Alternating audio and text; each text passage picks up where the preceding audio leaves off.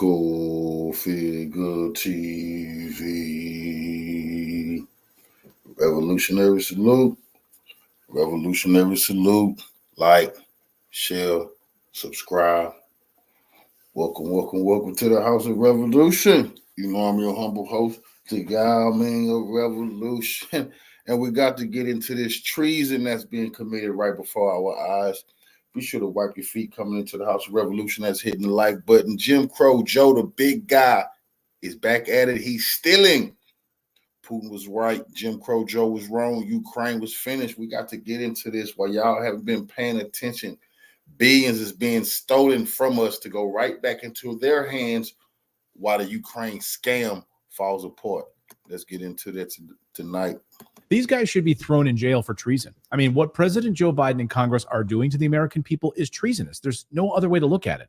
They spent the better part of a weekend screwing over the American people while you were watching the Super Bowl.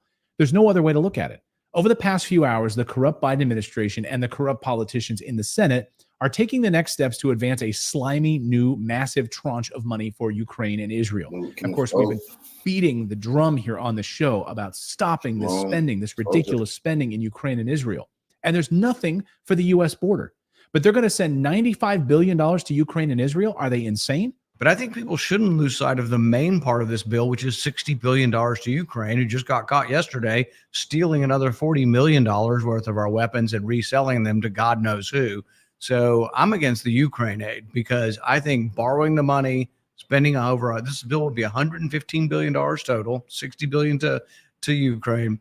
That makes us weaker. It weakens our national security to go further in debt. So holding special sessions over the weekend, even during the Super Bowl, because I guess Chuck Schumer thinks that these people don't have families, but hey, that's okay.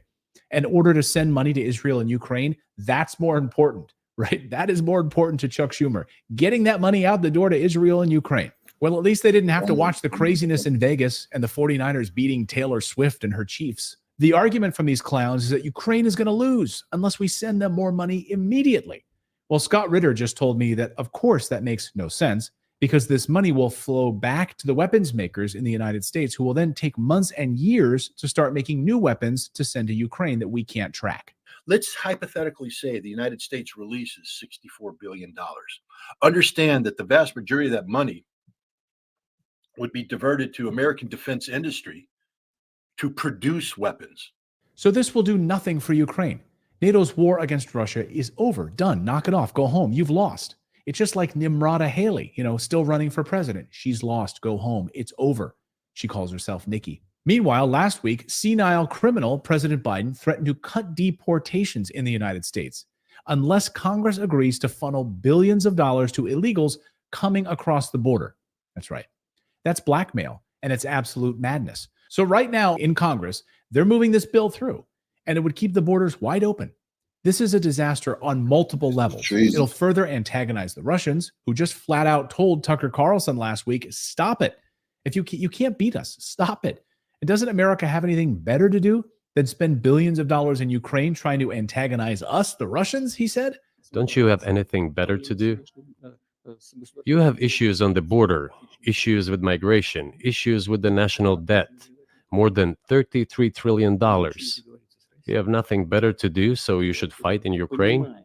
Your border is wide open, your economy is in shambles, and you're $33 trillion in debt. Well, he's wrong about one thing. We are $34 trillion in debt, Mr. President, not $33 trillion in debt. You're wrong about that. Meanwhile, we have a senile president who thinks Mexico borders Israel and thinks the president of Mexico is El Sisi, who's the leader of Egypt. As you know, initially, the president of Mexico, El Sisi, did not want to open up the gate to allow humanitarian material to get in. I talked to him. I convinced him to open the gate. I talked to Bibi to open the gate on the Israeli side. That's not a stuttering problem, by the way. That's a senility problem. You're looking at dementia right there. So back to the $95 billion for a second, which sells out the American people. Here's how this is going to go down in the House. They're going to get this mess of a bill once the Senate paperwork is all finalized and they deliver it over to the House of Representatives. It'll include billions of dollars for Ukraine and Israel. At the same time, the border bill just died in 3 days. It's dead. And our border is wide open. That's how serious Congress is about fixing the border issue, that it died in 3 days and they didn't pass anything. A few Republicans tried to sneak in some border items into this Ukraine bill, but those items were yanked this weekend. While Taylor Swift was dancing, Congress was giving a middle finger to the U.S. border. The version of the bill moving forward currently includes no money for the Department of Homeland Security's border security efforts. To the White House's credit, they did actually ask for billions to be added in for border security, and then Congress removed it. Every Democrat and 16 Republicans removed it so that only Ukraine and Israel would get money. This is treasonous. Without additional cash flow soon, agencies like Immigration and Customs Enforcement will have to stop making any kind of arrests at the border. This is intentional. Now, how long this bill takes to go through the process over to the House of Representatives and the president, it's all unclear. But we need to stop this right now. Israel has a surplus of $200 billion, and they have a freaking space agency, for crying out loud. They have a space agency, and we're sending them money, and we are $34 trillion in debt. Ukraine has lost, is now destroyed thanks to NATO, and our southern border is wide open. So we will be watching this bill very, very closely over the next few days. But before we go, I want to give you a quick update on a sponsor we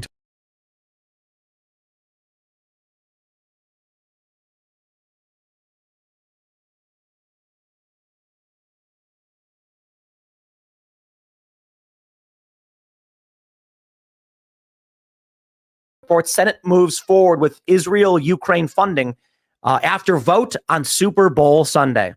You see, this was the real purpose of, I'll put it this way. The PSYOP, if there is one in my opinion, was to create a conspiracy theory of a PSYOP so that all of these Trump supporters would be posting photos of Travis Kelce and videos of it like they're doing all yesterday, and not paying attention to the fact the Senate voted to move forward with funding for Israel and Ukraine. However, Rand Paul is in. Now, I can't believe them bastards had the nerve to see they can't get nothing done for us, but on Super Bowl Sunday, they snuck to the Senate and passed this bill, which the House is saying they're not going to pass as long as Ukraine. They want to give Israel all the money. It's the same people. Don't fall for that. But Joe Biden saying no. Ukraine needs some money too, because Ukraine is his deal. He the big guy on that. He Obama point man. He still get a piece off of it. Y'all might not believe this. He get a piece off everything go to Ukraine. That's serious business. Like the old days of the Romans. Whatever the land you been the Caesar tell you to look over. Hey, it's on you. You get the tribute that come to the kingdom. But so Joe Biden is trying to force all this money onto Ukraine. The Republicans is saying, no, we just want to get Israel money, but there's a bunch of billions on the table. In a filibuster right now to try and block it, but here we go. $60 billion to Ukraine, $15 million to Israel, and some to Taiwan as well. And some to Taiwan as well, and nothing to the border. Yeah. Right. Why would we do that? Well, because when people realized the border deal was actually an amnesty bill, they were like, okay, just get rid of that and just go straight for the dump American money into a foreign country. So they also buried an impeachment clause in this bill that if the president doesn't follow through with this funding, he's impeached. Or they can impeach him. They can impeach him, yeah. I mean, I feel like that's kind of good news in a way. You know, it's bad news. They're playing these dirty games, but it's kind of indicative of they fear Donald Trump is going to win. Yeah, I think it is. Because why else would you have to bury that clause there if you thought Joe Biden was going to be there? Yeah, you need this stick rather than a carrot measure. At the very least, they are scared that Donald Trump is going to win. Not that he's guaranteed to win.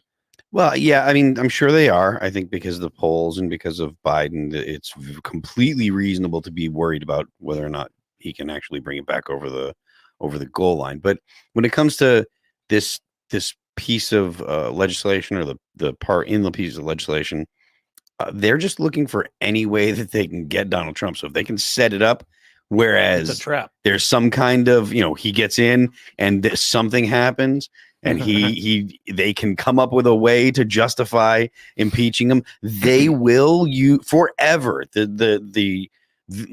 The Rubicon has been crossed forever now. Mm-hmm. Impeachment is a new political tool that's going to be used every chance that whatever side gets. Mm-hmm. This is the new normal. Politics in the U.S. is not going to get better. It's only I don't think it's the new normal. You know why? Because I don't think there will be a system in place long enough for it to be normal at all. That would be It's just the current trend right now. that would just be No, it's just, I mean, like it'll happen one time and then something worse happens next time. Yeah, that's right. The other catastrophes come along, change the whole narrative, shift the ground under your feet. That's what's been happening. Yeah, but I agree with your sentiment. It's just the idea that it's a new normal would imply that we will persist in this state for more than one election cycle. how fast things degrade does matter. Yes. Yeah, so I feel like in the sense that they are going to use impeachment as a tool, the answer is yes, but it will cause such crisis within our political system. The system likely will implode on itself well before it could happen again.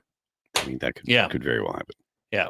Do you have any predictions about the next year going into 2024? To the election and all that? Well, I'm going to win the LP nomination. And then a landslide victory, 49 states for the Libertarian Party. And the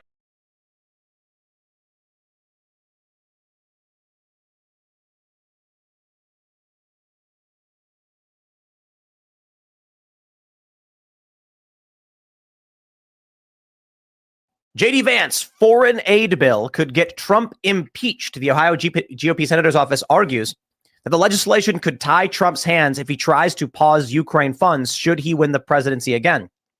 Vance distributed a memo to Senate GOP offices on Monday, arguing that the foreign aid measure could tie Trump's hands if he comes into office next year. This is what Trump was talking about when Trump said deep state. Now, Senator J.D. Vance, I watched this earlier from Ohio State. I might play the whole thing tomorrow. Him, Rand Paul, they gave some good speeches to say why we shouldn't be funding anything outside of America. That's a start for those bigots. But this is what Trump was talking about, the deep state. Now, in the bill that they went to the Senate floor while the Super Bowl was going on, they snuck and got this passed. The senators did, them dirty bastards. They put in their poison pill for Trump. Now, what this showed was they really know Joe Biden is done. They put in here, when Trump becomes president, that's what this really say. When he becomes president, if he try to stop funding of Ukraine, it will be an impeachment. That's crazy. So if he tries to stop the war, because he already said he's going to go to Putin and say, hey, I want peace. Zelensky, I want peace. Putin, if you don't want peace, then I'm going to send Zelensky everything we got. Zelensky, you want peace? If you don't want peace, I'm not sending you nothing else. That's what he said. So Putin got to want peace, or the U.S. going to send him everything. You know, Trump big time bluffing. Zelensky, you won't get $1. Sit down.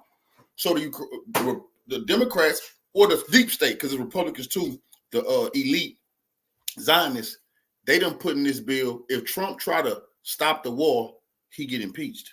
That's crazy. Wanting to pause Ukraine funds as part of negotiations on ending Russia's war on the U.S. ally. That's because some of the legislation's funding expires 9 months into the next presidency, effectively, according to Vance, handcuffing a future President Trump from making his own decisions on Ukraine spending. Now, this is the important thing. The likelihood that the first thing that we mentioned previously, but we'll say it again just for the sake of this segment, this is a political time bomb for Donald Trump, or a pit trap. Democrats fear that if he wins, he will try to shut down the war in Ukraine and bring peace. And so not only do they want to find ways to remove him, they want to tie his hands together if he does win so that he can't make any changes. The terrifying thing about this, it's quite literally, Donald Trump will get elected. I'm saying in the event Trump gets elected, which I believe is a strong probability, but we'll see. He absolutely will seek to negotiate with Russia to stop the war, bring peace, stabilize the region. And that means that if Russia says to Trump, okay, as a sign of good faith, as we begin the ceasefire, funding must stop. And Trump will go, I can't do that. They'll impeach me. Think about what that does to undermine the president's position before he's even spoken a word. This means upon entering office, Vladimir Putin will say to Trump, you do not have the authority to negotiate as the president of the United States to bring peace because I saw the bill they passed. It was in your news and they will impeach you and remove you from power if you try. Talk about evil, these people. Yeah. And I think Trump's equivocated now recently about Ukraine, whether he would continue funding them. And so it's not clear that he is actually the target here necessarily. But definitely they want to make... Maybe RFK Jr. wins and they don't want him to do it? Maybe. I mean maybe that's in their cards, yeah. What if RFK Jr. does win? I mean, he's got some polls got him at like 17%. Oh, no, he's higher than that. They're saying higher. 33. Yeah. Where? What polls got him at 33?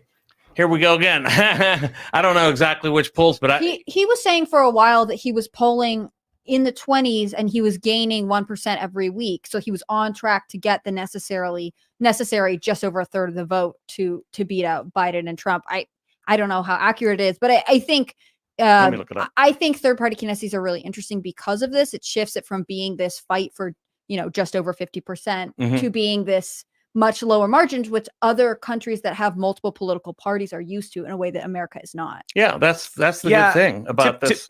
Typically, we've got there's one poll from Suffolk that has Biden up 20 points. That's the stupidest thing I've ever heard. They just asked everybody in the White House briefing room. Right.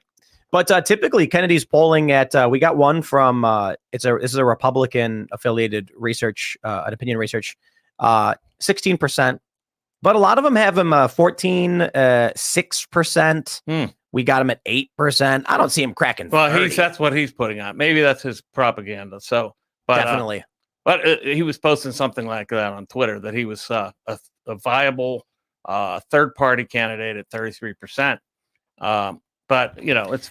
I think what we're seeing with the southern border, and the reason why right now the Senate is trying to advance. So at first they called it the border bill because these people are despicable scumbags who lie, cheat, and steal. And the bill was actually funding for Ukraine. $20 billion went to border amnesty projects, but it wasn't a border security bill. Talk about spitting in the face of people being like, the Democrats come out and be like, why are Republicans blocking the border bill? I'm like, because 80% of it is foreign war funding. Yeah. These people. So what do? They remove the border stuff, and now they're just trying to steamroll through the Ukraine stuff. Right. But aside and the from Israel stuff, and the Israel stuff, and aside from the time bomb and pit trap that is this impeachment potentiality, I think what they're doing on the southern border, the reason why we're seeing a dramatic escalation in illegal immigrants being allowed in the country, they need to get in 3 years worth. 3 presidential terms worth of illegal immigrants, because you've got Biden. If Biden just allows the standard amount of illegal immigrants in the country, Trump deports that many, they hit 0. They got a quota, baby. So by doing 3 terms worth, when Trump deports as many as possible, 1 term's worth, they get 2 full terms of criminal aliens flooding into the country. They're not going to do anything to secure the border. The Republicans are going to hem and haw and ultimately do nothing to secure the border. It is in all likelihood going to come down to a last-minute deal where the Republicans cave, some crackpot garbage Republicans announce their retirement, and then give Democrats everything they want and more bombs drop in Ukraine at your expense. Yeah. Democracy. All foreign aid should end, including aid to Ukraine, Taiwan, Israel. All this military funding should end immediately.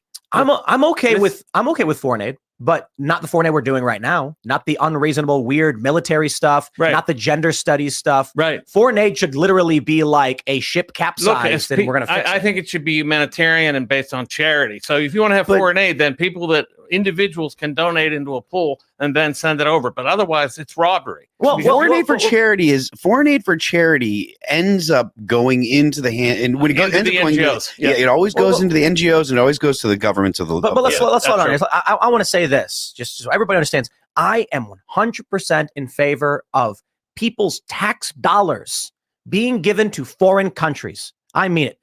First, we got to fix all of our roads. We got to fix our border. We got to get rid of unemployment. Once unemployment is at 0, or a reasonable number, might be a couple percentage points, because some people literally can't work. So there's going to be some unemployment. Once we have solved all of our problems, then after a vote, we can decide if we do want to send aid to anybody else. We won't 2 get years the vote after. on.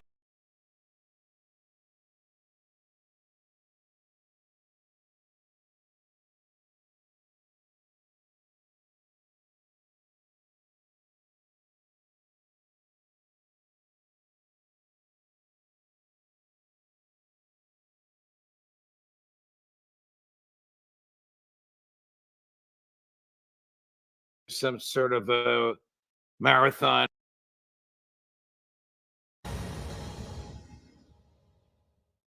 Hi, everyone. Judge Andrew Napolitano here for Judging Freedom.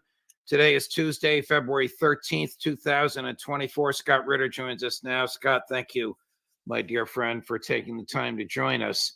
since last we spoke after some sort of a marathon weekend of speeches and debate and negotiations, the United States Senate has sent over to the House of Representatives an appropriations bill which would send 61 billion with a B dollars in cash and equipment to Ukraine. What is Ukraine going to do with it? How crazy is it to send this kind of equipment to this kind of a country on life support? Well, first of all, we don't know if the House will approve. In fact, as the Speaker of the House has said that it's dead on arrival. So we'll see if he's able to follow through with that pledge. But let's just say that for some reason the House passed it and it was signed into law. Everybody who thinks that this is going to suddenly turn the table when it comes to the conflict between Ukraine and Russia, you're wrong. The vast majority of this money, about 60% of it, will be used to build new weapons. Some of those weapons will replace weapons the United States has already. That's money laundering. These crooked ass senators know the U.S. Weapons companies. Now, look, we, the tax base, they're taking the money from us, right? They're going to send weapons to Ukraine. Our money pays for the weapons that get sent to Ukraine. The money comes back. They wash the money back into the weapons company because we gotta buy more weapons. Ukraine gonna send the checks to them. Then the weapons manufacturers gives the money to the senators. A big fucking scam. They done took the money out your pockets and gave it to themselves. They don't give a damn if any bullets ever reach Ukraine. It's not about money getting in the hands of Ukrainians. It's about the laundering scheme. It got to get the money out the hands of the tax base. This is bullshit. Provided to Ukraine, which means that Ukraine's not going to get anything out of this. And other will be, new production, ammunition and stuff for Ukraine that requires medium to long lead times. So it's not as though this gets, built, the money gets passed and suddenly ammunition's flowing into Ukraine. This ammunition hasn't even been built yet. It has to be funded, and then contracts have to be let, and then the ammunition needs to be produced, and then it has to be shipped over to Ukraine. Meanwhile, Ukraine is just getting slaughtered on the battlefield today. The new General Syrskyi tried to mass some forces to create the potential for a counterattack in the Adviivka region. The Russians detected it and hit it with a pair of Iskanders, and depending on what numbers you believe, the casualties range from 500 to 1.2 thousand. But it's devastating. And this is happening. Those were the Nazis. They caught the Ukrainian Nazis slipping, trying to go reinforce a battle. And Putin is tired of playing with them. It's going to be a lot of 500 killed at one time. See, that's a large number. That could have been what's been going on. Russia tired of playing with them. All that, kill 20 here, 30 over there, catch 40 slipping, 10. Putin said, man, just give me 500, 600, 700 at a time and let them know we ain't playing. That's what happened to the Ukrainians today. All across the front. So what's happening in Ukraine is irreversible. Some of that money, I think 8 billion of it would go to the coffers of the Ukrainian government so that they could continue to fund their government, to pay pensions, to pay salaries, etc. That would be useful for the Ukrainian government. All that does is forestall political collapse. The military right now is in free fall, and there's nothing that this bill would do to turn that around. The new commander of the military has this scary sounding nickname, the Butcher of Bakhmut.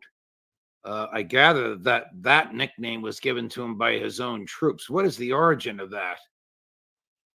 Well, the origin of the name Butcher actually predates Bakhmut. It goes back to 2014 when Syrskyi was the commander of the Ukrainian forces around the village or the town of Debunking. I might be saying that wrong, but that was where a big battle was fought in early 2015, where the Ukrainian army was surrounded. It's this battle, the defeat that Syrskyi oversaw, that caused the Germans and the French to intervene and insist on the Minsk Accords, Minsk II, begging Vladimir Putin, don't kill the Ukrainians, because Putin was ready to end it all. I mean, and today Putin says, my biggest regret was just not was just not ending it. I should have killed every single Ukrainian there. That would have destroyed the Ukrainian army at the time, and we wouldn't have had this problem. But no, Putin believed in peace, believed that the French and the Germans were serious about peace, and he agreed to, terminate the conflict, and the vast majority of the Ukrainians fled. But Syrskyi was named the Butcher, starting with that battle, because he has a total disregard for the lives of his soldiers. He just throws them away. He got that reputation also in the defense of Kiev. Everybody says, well, it was a successful defense. I remind people, as Vladimir Putin said to Tucker Carlson, the Russians voluntarily withdrew from Kiev. And while they did suffer casualties, the Ukrainian army was eviscerated. It was eviscerated in Kiev. It was eviscerated in other battles, including the first NATO-funded counteroffensive in Kharkov in the summer of 2022. Yes, the Ukrainians took land, but the troops were slaughtered in the thousands and tens of thousands. The reserves that were built up were lost, causing NATO to have to build up yet another army, which Syrskyi squandered in the Battle of Bakhmut, and then later on in the counteroffensive in Zaporizhia. This is a man who is very aggressive, but his aggression has resulted in disaster for the Ukrainian army. And yes, the title Butcher comes from his troops, and it's not a good title. So what can the Ukrainians hope to gain? What can President Zelensky hope to gain by having this general as his? What's so crazy? What Putin said was, this is like a civil war. We fighting our own people. America has no understanding. And I'm going to show you how much Americans don't understand what's going on. The head of the Ukraine military right now is a Russian. General Syrskyi is a Russian. His whole family stay in Russia. His brother stay in Russia. His son stay in Russia. His mama stay in Russia. His daddy stay in Russia. They don't like him for what he's doing right now, going against Mother Russia on behalf of the Americans. This is what's so crazy. So the Ukrainian soldiers, they don't like him. They feel like he trying to waste their lives because he don't like them anyway. He's an ethnic Russian. It's just so crazy what's going on right now that if you don't review, and I got to pay attention so y'all will really know that it's a civil war. It's not going to go up good for the Ukrainians for siding with the West, but it's just a lot of BS. His commander, other than perhaps ridding himself of a potential political adversary in General Zelensky. I mean, there were two aspects to Syrskyi's appointment. First and foremost, he's a competent military commander. I mean, we can say we want about throwing, General Grant threw lives away, and yet Grant turned the war around in 1864. Fighting these very bloody battles with General Lee in the Army of Northern Virginia. But he was able to sustain these casualties. Ukraine, has 880,000 men under arms. If they were able to mobilize rapidly 500,000, give them appropriate training, equipment, etc., this kind of aggression could blunt the Russians. The Russians do not want to lose a lot of guys. They're not in the business of, attacking and losing forces. The battle for Berlin, a very aggressive battle. They lost hundreds of thousands. That's not what the Russians do. They're happy to engage in a war of attrition, but the Syrskyi style war of attrition is one where he stabilizes the line and maybe even pushes the Russians back a little bit, creating political victories for the Ukrainians. This is what Zelensky's hoping for. He's hoping for political victories. He needs Syrskyi to launch one of his deadly counterattacks, losing tens of thousands of Ukrainians, but pushing the Russians back out of a village here, out of a village there, getting a propaganda victory that then he can use to sell the concept of continue to fund Ukraine, West. See, we can win if you give us the money. That's what he's trying to get out of Syrskyi, the illusion of a victory. The other thing is, when he replaced Zelensky, he was very popular. Syrskyi does have a following amongst the Ukrainian command, and it stabilizes politically the Ukrainian officer corps. Because if you put somebody in who didn't have the popularity of Syrskyi or the notoriety of Syrskyi, you could get a rebellion amongst the ranks. So, it's twofold. One is stability from a domestic political standpoint, and the other one is hoping that Syrskyi can create the illusion of victory on the battlefield to an extent where the United States and the West will say, see, if we just fund them, they can continue this fight. You used the word illusion 3 times in the answer that you just gave. You don't believe that General Syrskyi and his 800,000 men can possibly turn this around. Not at all. Look, the math alone argues against it. They're losing 20, 30, 40,000 men a month. They're not getting anywhere near that number to replace them. So this 800,000 man army is shrinking every day. Again, if the casualty figures are accurate, just in that one incident alone, 1,200 Ukrainians dead and wounded. And that's just in one location. They're losing them up and down the battlefield in huge numbers right now. So we're looking at an army that could easily, be shrinking by 50, 60,000 a month if these casualty figures continue to rise. And, yeah, you can sit there and say, well, Scott, that's 880,000 men, 60,000 a month. That's not much. But remember, that's 880,000 men spread out along the whole front. And as you start to winnow them down, the front, their ability to sustain their presence on the battlefield is nullified, and gaps will emerge, and the Russians penetrate, surround, destroy, annihilate, and it's all over. So, yeah, Syrski's not going to turn this thing around. Do the Ukrainian troops know how to operate the equipment we've been sending them? The troops that originally received the training got basic training on this stuff, so they could start the engine, they could make it move forward, they could turn left, turn right. They didn't know how to operate in combat. They didn't know how to do a sprint to cover. They don't know any of the basic tactics. Now, I guess if they survive long enough on the battlefield, they'll develop a innate sense of weaponized.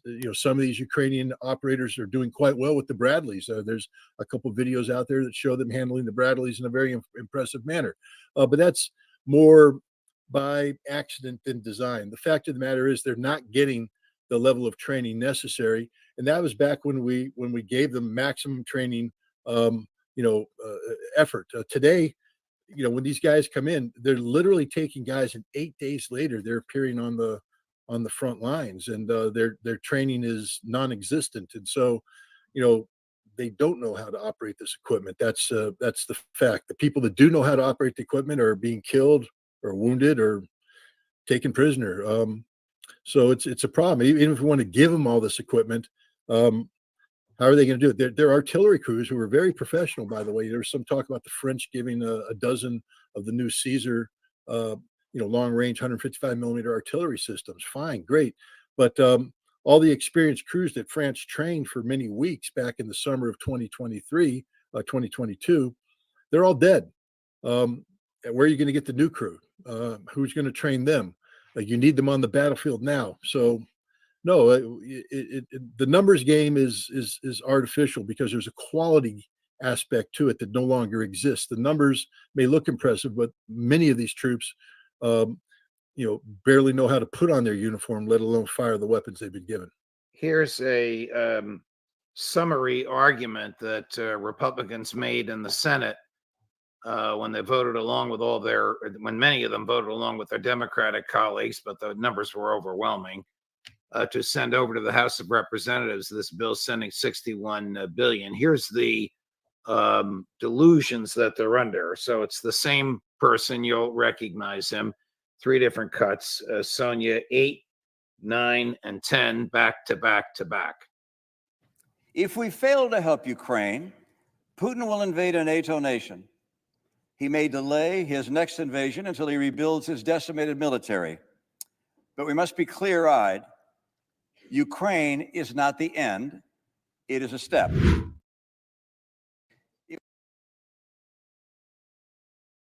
If we fail to help Ukraine, NATO, the alliance that's prevented great power conflict for over 75 years, will falter and eventually disintegrate. If we fail to help Ukraine, Putin will invade a NATO nation. He may delay his next invasion until he rebuilds his decimated military. But we must be clear-eyed. Ukraine is not the end. It is a step. Where to start with this nonsense? He also said if we fail to protect Ukraine, President Xi is going to invade Taiwan. I mean, this domino theory nonsense is repeated over and over and over again, but I gather it holds sway in the Congress of the United States.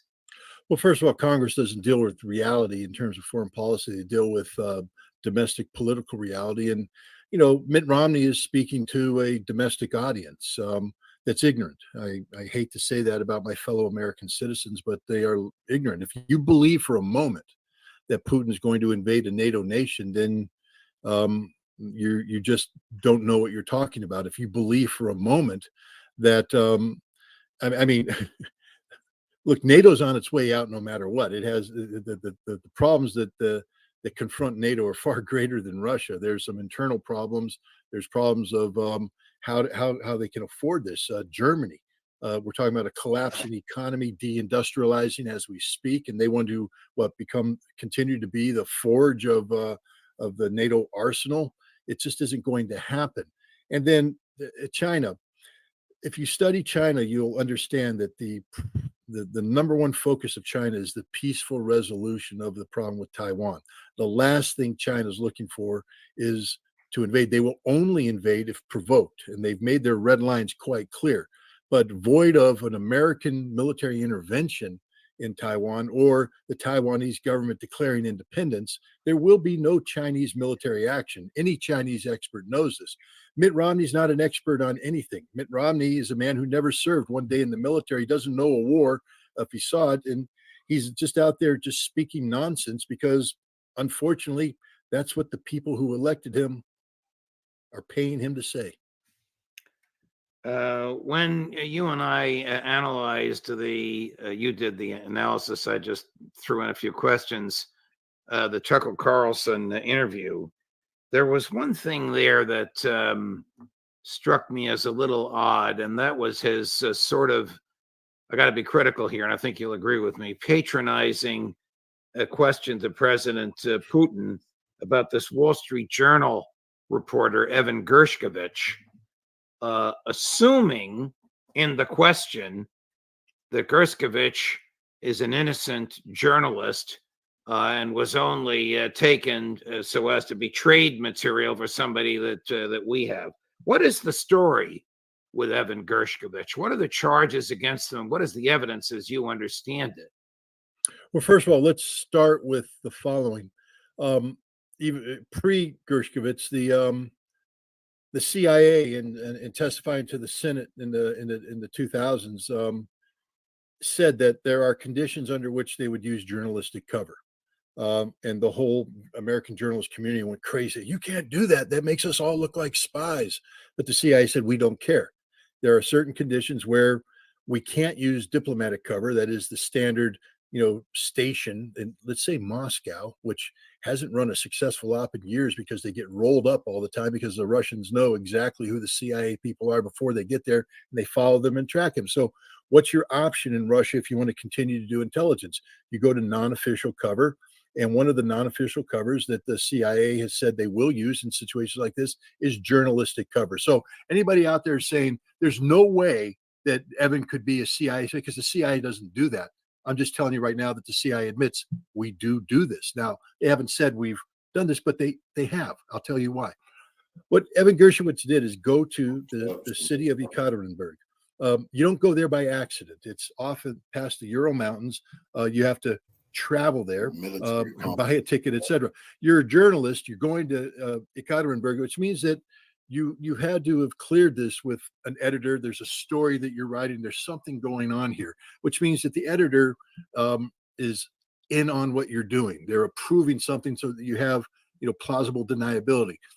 The Russians said that he was caught in conspiratorial fashion, gaining access to classified information. This means it wasn't a situation where Evan went in and say something, hey, do you work at the Caliber missile production factory? Wow, how is it there? I mean, like, how many missiles are you guys producing? Well, I could give you something. Oh, really? You could give me? That'd be cool, man. I'm a journalist. That'd be really cool. Oh, you gave me this stuff.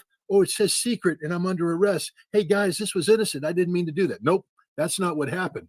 What happened is he went and targeted somebody. There was covert communications with this person where they were meeting for the sole purpose of receiving this classified information, which Evan knew was classified.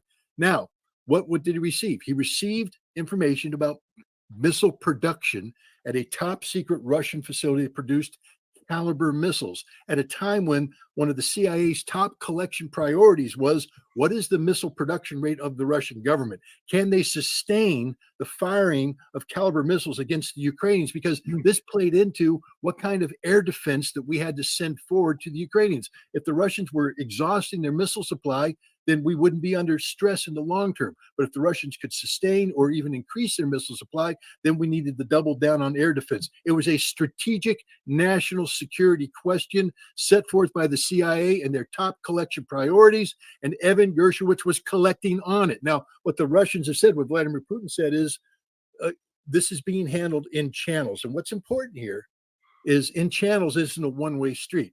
It means that the Russians are in communication with their American counterparts in the CIA, like speaking to like. The Russians aren't using in channels to talk about Paul Whelan, an American Marine arrested on espionage charges. Why? The CIA says he's not ours. We're not talking about this. He's not ours. Paul Whelan will be treated for something other than a big item.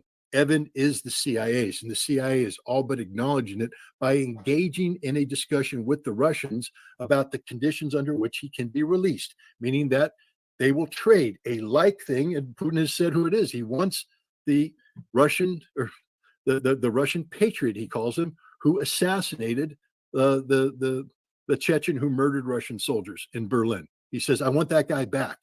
And he's high value to us. And we know that Evan's high value to you because he's non-official cover. And so you want him back? We'll talk. And the CIA's talking. That means Evan's guilty as charged. That means that Tucker probably did not do his homework. When he asked that question, President Putin did do his homework. He was prepared for the question.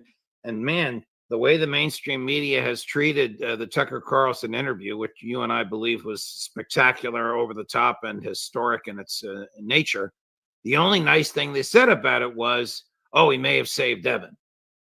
He didn't save Evan. Look, Tucker, I mean, we've had this.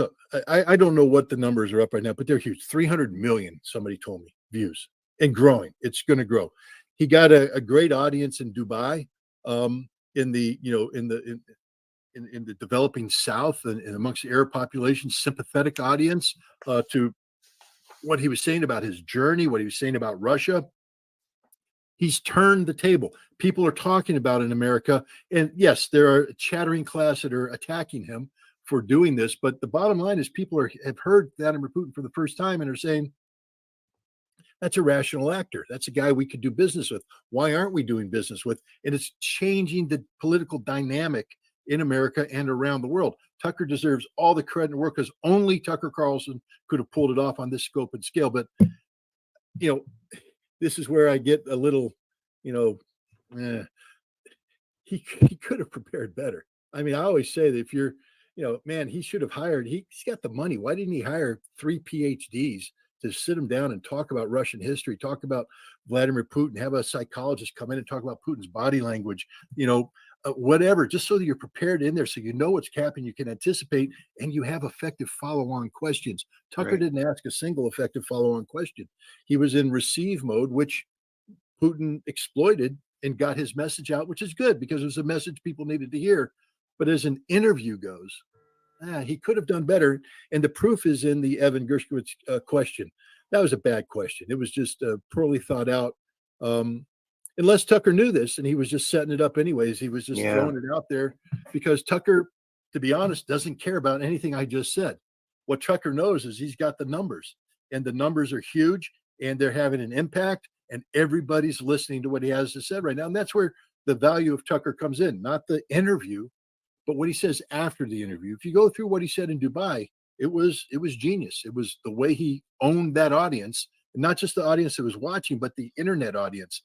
Tucker is now armed and in a position to be a credible voice about having America change its policy direction. And for that, he deserves all the credit in the world. Nicely put. Here's a nice tape for you. We added some things to this. Views of Moscow and views of New York. I know you're familiar with all of it, but this is Tucker in Dubai, cut number 6, Sonia. What was radicalizing, very shocking and very disturbing for me was the city of Moscow, where I'd never been, the biggest city in Europe, 13 million people. And it is so much nicer than any city in my country. I had no idea. My father spent a lot of time there in the 80s when he worked for the US government and barely had electricity. And now it is so much cleaner and safer and prettier aesthetically. It's architecture, it's food, it's service than any country, city in the United States that you have to, and this is non-ideological. How did that happen? How did that happen? And at a certain point, I don't think the average person cares as much about abstractions as about the concrete reality of his life. And if you can't use your subway, for example, as many people are afraid to in New York City because it's too dangerous, you have to sort of wonder, like, isn't that the ultimate measure of leadership? And that's true, by the way, it's radicalizing for an American to go to Moscow, I didn't know that, I've learned it this week, to Singapore, to Tokyo, to Dubai and Abu Dhabi. Because these cities, no matter how we're told they're run and on what principles they're run, are wonderful places to live that don't have rampant inflation, where you're not going to get raped. Sir, excuse me. What is that? Excuse me. Are you anti-American model? No, I am the most pro-American. So I'm 54. I was born in 1969. I grew up in a country that had cities like Moscow and Abu Dhabi and Dubai and Singapore and Tokyo, and we no longer have them. And what I have discovered is that's a voluntary choice. He's right. And you can corroborate everything he said about Moscow from your many trips there, not the least of which was just last month. Well, no, he's 100%. It's not just Moscow, St. Petersburg, but all of Russia. I mean, that's the beauty of it. I mean, Moscow's a city of 13 million. I think the number is actually 20 million because it's just grown and grown. And as it grows, the infrastructure grows with it. I mean, they put the subway system out there, connectivity, schools, hospitals, the whole works. I mean, the Russians do a lot of city planning right now. But if you travel around Russia, there was always back, in the boom days of Russian oil, people said, well, only Moscow and St. Petersburg tonight, but the rest of Russia stinks. Well, that might have been true then. I can tell you it's not true now. The rest of Russia is building up as well. Not every city looks like Moscow, but every city has parts of the cities that look like Moscow. They've got infrastructure that they're building. The investments is real. Russia is doing quite well, and it would be an eye-opener for most Americans to go there and see this. Someone used the phrase the other day, the Banderites, referring to this person, Bandera. Are these the extreme Nazis in the Ukraine military and body politic? Well, absolutely. I mean, let's just take a look at General Zaluzhny, the man who, the Iron General. He's infamous in my book for posing in his office with a portrait of Stepan Bandera, who is sort of the father of modern Ukrainian nationalism. He is the man who was allied with Adolf Hitler at the beginning of World War II. His organization for Ukrainian nationalists was responsible for the murders of tens of thousands of Jews, hundreds of thousands of Poles, hundreds of thousands of Russians. This is a man who is evil personified, and modern Ukrainian nationalism as manifested in Ukraine today uses him as their hero. He is literally a hero of Ukraine. They have statues, they have streets named for him, the whole works. In Zaluzhny has a portrait behind him. All of the major players in the Ukrainian military, with few exceptions, are followers of Bandera. And even if you look at the Ukrainian politicians, they say, well, no, I'm not part of that. You're intimidated by that. Just ask Zelensky himself, who was told by Yarosh, head of the Sloboda Party, right sector, the Nazis, the Banderas, that if he implemented the Minsk Accords, he will be hanging by the neck until dead on the main street. Could you imagine somebody going in and telling Biden, if you sign this bill, I'm going to hang you on Constitution Avenue? No, the Secret Service would kick the door down and put the guy in jail. Yarosh threatened that. Not only he threatened Poroshenko before him, he threatened Zelensky. This is the way these guys operate. Ukraine is a Nazi state. We're dominated by Banderist ideology. Is the Nazi ideology in the Ukraine military and body politic, this victory at all costs, victory only, no negotiation with Russia until Putin is gone? Is President Zelensky afraid for his life if he shows the slightest rational impulse toward negotiating with President Putin? Absolutely. That's why he made it part of the Constitution that you can't negotiate with President Putin. So he took it right off the table. So nobody could accuse him of that. But no, Zelensky is afraid of his life. Again, the proof in the pudding is that when his life was threatened, he didn't do anything about it. He caved in, and he fears these people. That's why he continues to empower them by, rewarding them. But he needs them also. Remember, it's the Adar Battalion, the Azov Battalion, it's the Typhoon, the Safari, these units that are behind the front lines with their machine guns shooting Ukrainian soldiers who run away. So when the Ukrainian soldiers go to the front, they can't voluntarily disengage. They'll be shot as deserters by these banderists who provide the stiffening there. And if you didn't have them, there wouldn't be a Ukrainian army on the front line because they'd all be running home.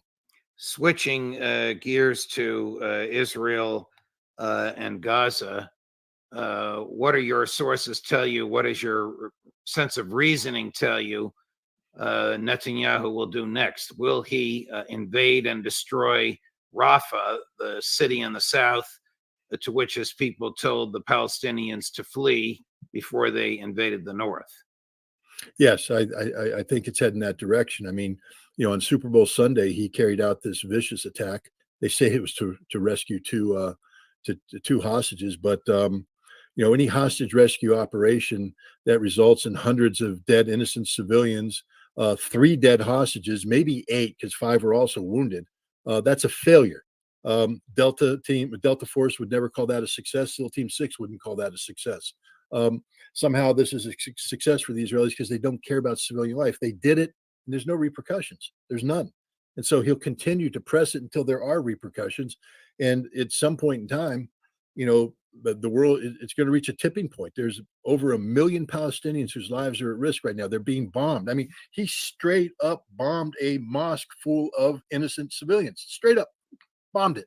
Nobody said a word. Nobody's doing anything about it. I mean, the Israeli army killed a family of 5, leaving a 6-year-old girl alive in the car. She's calling for help. And the paramedics coordinate with the Israelis, say, we're going to come in and save her. And the Israelis said, yes, you can come in. This is the route you can take. The paramedics got within 50 meters, stopped, saw where the girl was, were getting out, and the Israelis killed them and killed the girl. They lured the paramedics in using a 6-year-old girl. But nobody's doing anything about it, Judge. No one's doing anything about it. This is happening every single day. They're shooting doctors in surgery. They're shooting innocent people trying to come into the hospital. They're shooting mothers crossing the street with their children, and nobody's doing anything. So Netanyahu believes that he can get away with with anything because he literally is getting away with murder. Well, when will the Arab anger rise up and reach the elites, the governmental people, Georgia, Turkey, United Arab Emirates, Saudi Arabia, and force them to do something? Never. I mean, sadly, what about President El-Sisi in Egypt? Egyptians have never really cared for the Palestinian people. They've used the Palestinian cause to position themselves well. The Camp David Accords was an abandonment of the Palestinian issue, but Egypt received hundreds of millions of dollars because their defense money and the money they received from the United States is linked to the money that the United States sends to Israel. So he really doesn't want to change that equation. So he might be bluffing right now. People say he's moving surface-to-air missiles. It's old stuff, SA-3s. It's not the modern stuff. Wow. He moved 40 tanks. Well, that's not going to change the equation. At the end of the day, is Egypt going to go to war for the people of Palestine? And I believe the answer is no. Now, I'd like to be proven wrong on this. Again, Hezbollah, they're the one power that could do something here, but is Hezbollah going to go to war for the Palestinian people? I always believed the answer was yes, but I'm beginning to doubt that because they're a political party now in Lebanon, and their larger objective is not to bring harm to the Lebanese people because they could be blamed for that and lose their political clout. And so is Hezbollah going to sacrifice themselves for the Palestinian cause? Right now, the only people fighting for Palestine is Hamas. That's it. How do you see this ending? I mean, what's going to stop Netanyahu from this slaughter other than his loss of his job for domestic political reasons? It's going to require a shift in, I mean, a dramatic increase in pressure on the United States by the global South.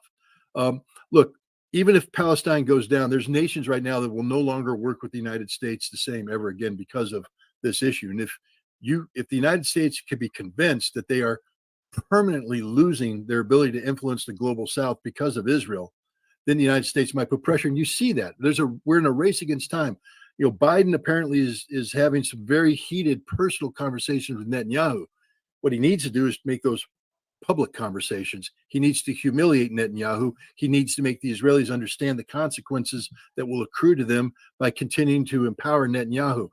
If the political pressure could be placed on Netanyahu to resign before he can carry out his genocidal policies against Rafa, then there might be hope. But right now, there's a race because it's not certain that the United States is capable of putting pressure on him. That with the control of the Israeli lobby over the American Congress and indeed the American presidency, that we may not be able to put that pressure on because we need that Israeli money too much it's an election year.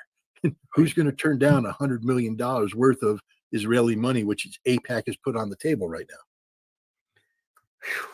Thank you, Scott. Thank you for your analysis on both of these hotspots. Very, very, very illuminating and deeply appreciated. All the best, my friend.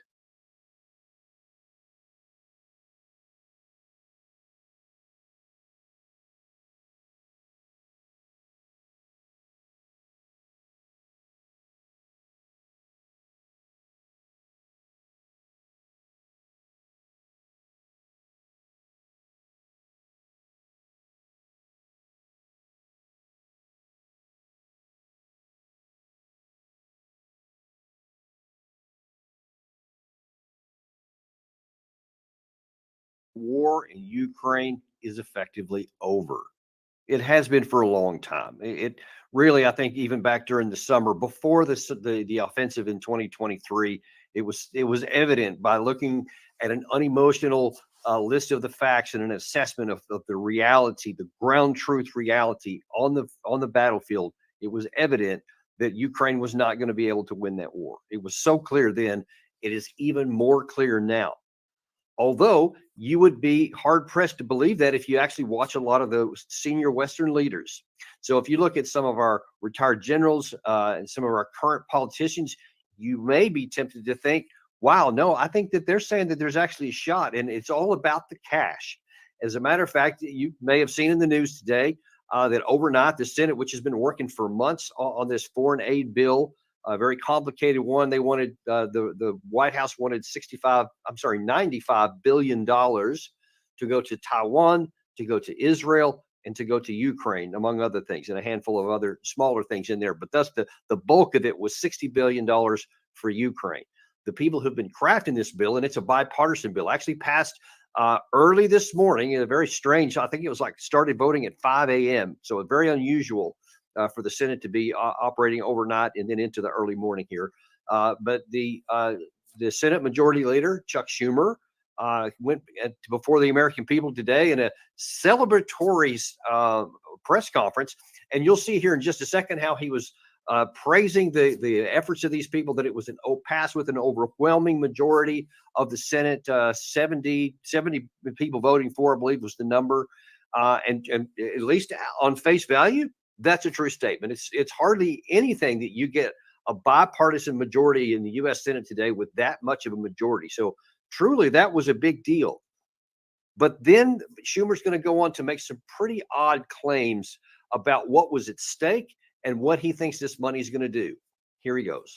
Today, after not just a long night and weekend, but after months of work, we can say it's been worth it.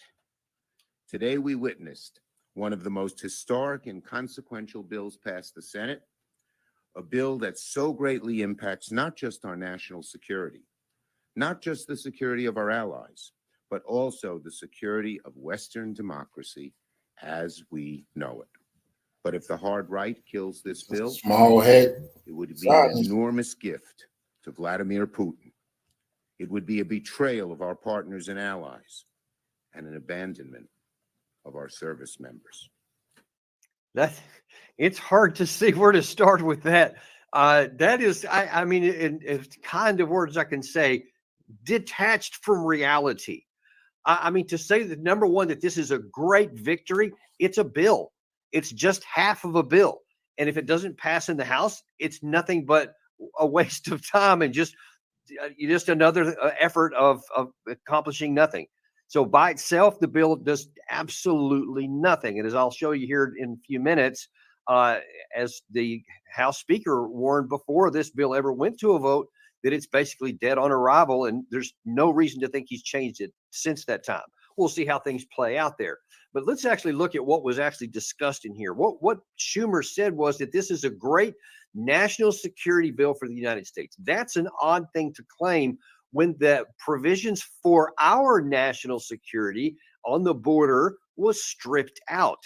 Now, it's a little odd just on the political part of it, why so many Republicans have opted to vote for a bill that had the border provisions stripped out when the Republican voter bloc is such a big deal on border security. I mean, even across the board, American pollsters are showing that American public opinion is overwhelmingly saying that the number one voting issue for them right now is the crisis at the border. So given that the U.S. border is the biggest thing on the American people's radars, why in the world would you want to pass this bill and claim it's for American national security without actually providing anything for American national security? It's really strange that they would say that. Now, I can certainly see why people of Ukraine would love to have $60 billion, or people in Israel would have this, I think, $17 billion, or the folks in Taiwan would love to have however many billions they had. I mean, certainly that makes some sense, but that's foreign issues. That's what other countries would benefit from, not the United States. So that's the first point there. The second, I thought, really odd thing is he's saying this is going to help provide security for the Western democracy as we know it. I mean, this really big, grandiose kind of language is flourishing rhetoric. And you think, wow, what's going on that Western democracy is at risk? Well, it's not. There's nothing at risk at all. That's complete nonsense. And $95 billion is not going to buy security that otherwise wouldn't be there, because that's the claim, as you heard him say in the second half of his statement there, that if the Republican far right, as he calls it, kills the bill and doesn't pass their half of it, then all these consequential things are going to happen. And it's going to be a gift to Putin, and it's going to put American national security at risk, and our troops are going to be abandoned and betrayed. That is just detached from reality. There is no truth to that whatsoever. Putin doesn't need a gift from this U.S. Senate. I'll just put it that way, or the House. He doesn't need one. He has his own force, and they're doing whatever they're going to do. And it is frankly part of the extreme arrogance that thinks that what happens in the sacred halls of the U.S. Senate, the rest of the world just is going to sit around and wait with bated breath to see what happens, and everything is going to be determined based on what they say. It's not. Putin is watching. He's curious, but he's not going to pay any attention one way or the other. He's got his own issues to deal with. He's got his own problems. He's got his own capabilities. And that's what he's using, and their national interest. That's what's driving Putin's actions. And it's not going to matter what the U.S. does or doesn't do in terms of him going after his objectives. He's going after them no matter what the Senate does. And we've already given, let's be clear, look back at the record, $113+ billion already. Europe has given somewhere around $100 billion. So well over $200 billion has been given so far. What did that do? What did that buy? What did that produce? Did that produce security for Western democracy as we know it? Or did it absolutely go into the toilet? What happened with this grandiose offensive that happened last year that had so much hype that Zelensky told everybody was going to succeed, that David Petraeus told everybody in America it was going to succeed. All of these experts said it was going to succeed, and it fell flat on its face, as I told you it was going to, not because I have some brilliant insight, but because I'm willing to look at reality on the ground and call it the way it is. But we have this detachment from reality that we have, and I'm picking on Schumer because he's the one, he was the speaker. He's the one that made the statement there. but it's endemic among many politicians that they want to say that they want to have this rhetoric that if they say it with enough enthusiasm, that it will become true. And it's not going to, folks. It's not going to become true. But I wish that it was just limited to our politicians. I wish I could say, but our military men, the people who have experience, who've also worn the uniform for decades of time, they see it for the way it is too. Unfortunately, they're among some of the worst offenders, and who better to show than to demonstrate that than our favorite Jack Keane. We've got to get the funding to Ukraine. I mean, if Ukraine doesn't get the money, they're going to lose. Yeah. And, you know, we got to make up our mind what kind of world we really want to live in. Do we want to really have the Iranians driving what's happening in the Middle East? Do we want to have Russia expanding beyond Ukraine? It's none of your business. And we have to put considerably more forces into Europe as a result of that and spend a heck of a lot more money than what we would be spending on helping Ukraine? Is this really what we want, where China, Russia, and Iran are calling the shots and we're on our heels? That's what we're heading to. What the baby gonna do? So much wrong with that. And again, that's why I love this channel. I love having deep dives so that I can explain to you why some of those things are nonsense. Maybe you've never served in the military before. Maybe you hear this bigot, this imperialist clown in America saying, "Oh, do we really want Iran running the Middle East? That's their neck of the woods. We really want China, you know, telling Taiwan what to stay out of Taiwan and China business. They both Chinese. Do we really want Russia being able to, you know, throw their weight around in Europe? Russia is in Europe. See, this is crazy. This is imperialists who just don't understand the world has changed, man. You can't even tell Cuba what to do. You lost to the Taliban. But we got to prepare ourselves. There's gonna be more of this type of whining and complaining as the imperialists lose their power. They're gonna find out it's nothing really they can do. I told y'all this at the beginning of the Ukraine war, they was gonna be exposed, but they couldn't beat the Taliban. They ain't never really won nothing, but just being able to destroy other countries without getting some serious pain brought back to them. You know, that's all that can happen. Anything they do, people gonna do it to us. We don't deserve to be nuked by North Korea or China or Russia or Iran, because Iran is a nuclear power. They just don't have to say they got nukes. They do have them. Behind what? Because these people can't steal, kill, and destroy no more? Come on. It was a scam. They never was going to beat Russia. A lot of people, when they first started, came on here, told me I was lying. We never see those people no more. We never see those people come pop up on this channel. They hide. They quiet. The hell you think these people gonna beat the Russians? You need to open up a fucking history book, and you wouldn't think like that. Star retired general like that with a lot of gravitas and a really deep voice and a great presence on television. When he says those things, a lot of people are going, well, I mean, I don't see anything like that happening on the ground, but I mean, maybe he knows something I don't know. Well, I'm going to do a deep dive on what he said there. And I'm going to show you, no, you're not wrong.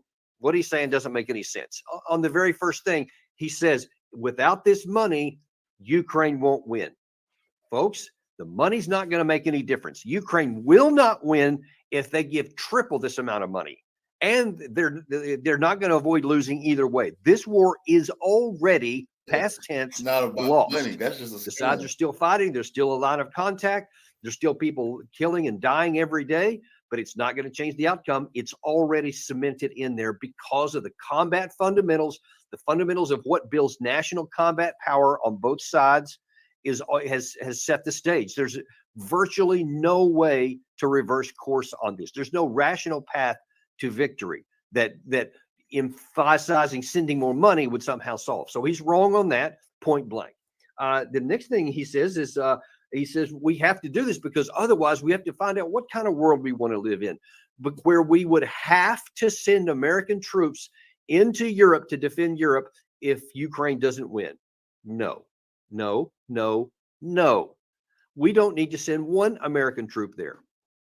There's this thing called NATO. Don't know if you've heard about it. A bunch of European nations are over there, very wealthy European nations. They have armed forces. We don't need to provide their security for them. The reason they have national military forces is to defend their territory, just like our forces are to defend our territory. NATO has a mutual defense treaty, the Article 5, so we'll go help each other out. We'll help.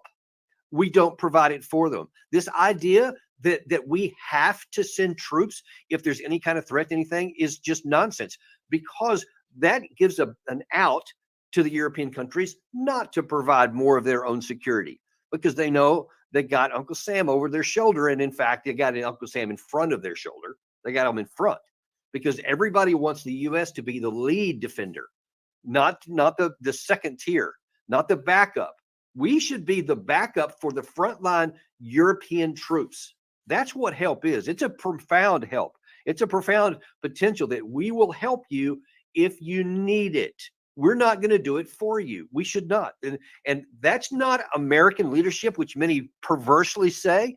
That's fraud. That's wasting American money, and it's allowing others to do less for themselves than they should do for themselves. By all rights, ought to do for themselves. So he's wrong on that one too. Then he says, hey, we can't, because we're back on our heels. The only reason we're on our heels is because we don't have a strategy. And he's talking about the Middle East. He's talking about Europe. He's talking about Asia. Problem is, we don't have a strategy. We love to throw money at stuff, but we don't really have a strategy on what it's going to do, how it's going to work, or a path that says, here, based on the money that we're spending, we can do this to accomplish that. That's where this whole conversation should start. What is realistically possible? What do the opposing forces in the area have? What is our national interest? And then what's a plan to get it done? And then finally, what would that cost? What can we afford? Can we afford what we want? Do we have enough money? All of those things should happen in that order. You don't start with the cash. You don't write a check first and say, by the way, what's this for? I mean, how many of you do that? Your kid says, yeah, I'd like a check for $50,000. And you write the check out and hand it to them and go, what's it for? You know what I'm saying? You're not going to do that. You won't do that for anyone, not even your own child. But yet that's what Congress wants us to do. There is no strategy. There's no path to victory. They just want your money. And the last thing he says is, this, if all these horrible things are going to happen, if we just walk away. No one is saying that we should just walk away, because we haven't walked away at any point. We have provided thousands upon thousands of our own combat vehicles to this fight, millions of shells, hundreds of thousands of rockets, missiles, interceptors, hundreds of millions of rounds of regular ammunition. I mean, it's unbelievable, all the things that we have provided so far. I don't know of anybody, and I'm not advocating we literally go to zero and just drop them off the cliff. But what I am saying, and enthusiastically, emphatically am saying, what does make sense, what is a viable path, is to say, we're going to help you with some amount of money to defend yourself, to keep the lines where they are while you negotiate an end to the war. There's a provision for it. It's not just a blank check. Just like we should not send a blank check to Israel. We shouldn't just say, here's a bunch of money for whatever you want. That's one of the big problems I found with this bill, that at least what's been publicly announced, there's no strings to any of it. Nobody, it doesn't say, we'll give you this money as long as we'll provide this help with these provisions. There's nothing. There's just, here's a check. What are you going to do with it? That's the wrong answer. We should have provisions on there. This money should not just be sent with a blank check, because then that leaves it up to the recipient to do whatever they want, whether it is or is not in American national interest. And since this is your money we're talking about, since this money comes from your pocket, money raised through our tax revenue or borrowed in your name, which is even worse, that's just, it's absurd to suggest that you shouldn't have a say in how it's spent. We should. So whether it's the Speaker of the Senate or some of these generals, what they're telling you doesn't make any sense, and it should not be followed. Now let's look at the specific of the bill itself, because Schumer was talking this great, victory speech at the beginning, which I thought was very odd, because the Speaker of the House told them beforehand he's not going to pass this bill because the House recognizes and it acts on the fact that the people really do care about border security. So he's not going to pass this big so-called national security bill that doesn't talk about national security to America. And he made his point very clear when he released this statement earlier today, in which he says, look, the discussions of this so-called national security supplemental legislation must recognize that national security begins at our border. And they said that to help end the ongoing catastrophe at the border, instead, the Senate's foreign bill is silent on the most pressing issue facing our country. And then he says, now in the absence of having received a single border policy change from the Senate, the House will have to continue to work its own will on these important matters. He's very clear that he's not going to pass that bill. He's going to have to pass something with border security. That's been the thing that Mike Johnson has said from the beginning. Certainly most Republicans know, and now 86% of Americans want it. It would be nonsense. It would be political suicide to pass that bill without anything on the border. He would never get the vote, certainly not from the Republicans. And he has to have all the Republican votes pretty much. So you have a situation where you have the Senate going down one path, you have the House going down another. It's not going to result in any money. So we're probably talking in realistic, even if they later come together to do something, even if there are some strings attached to it, it's going to be a long time before that happens. So what's happening in the meantime? Well, as our good friend Alex from History Legends shows us, things are not looking good for the Ukraine side. In this video, we see the perspective of a squad of riflemen in that same sector. At one point, they disembark and jump from one crater to another because of the complete lack of cover. Ukrainians are not far in front. For some time, they're pinned down by mortars until they manage to take hold of some trenches. The media talked a lot about the lack of artillery shells for the Ukrainian army and how foreign deliveries are so low, which obviously leads to a decrease of firepower for the Ukrainian artillery. But the Ukrainian army, they're smart, and they compensated for this loss with a drastic increase of locally produced FPV drones. And from what we see, this was a highly effective change of doctrine, although it's not as if they really had a choice. So the Ukraine side has shown from the beginning of this war that they are extremely brave, extremely willing to effective fighters, that they will shy from no fear, and they just don't back down.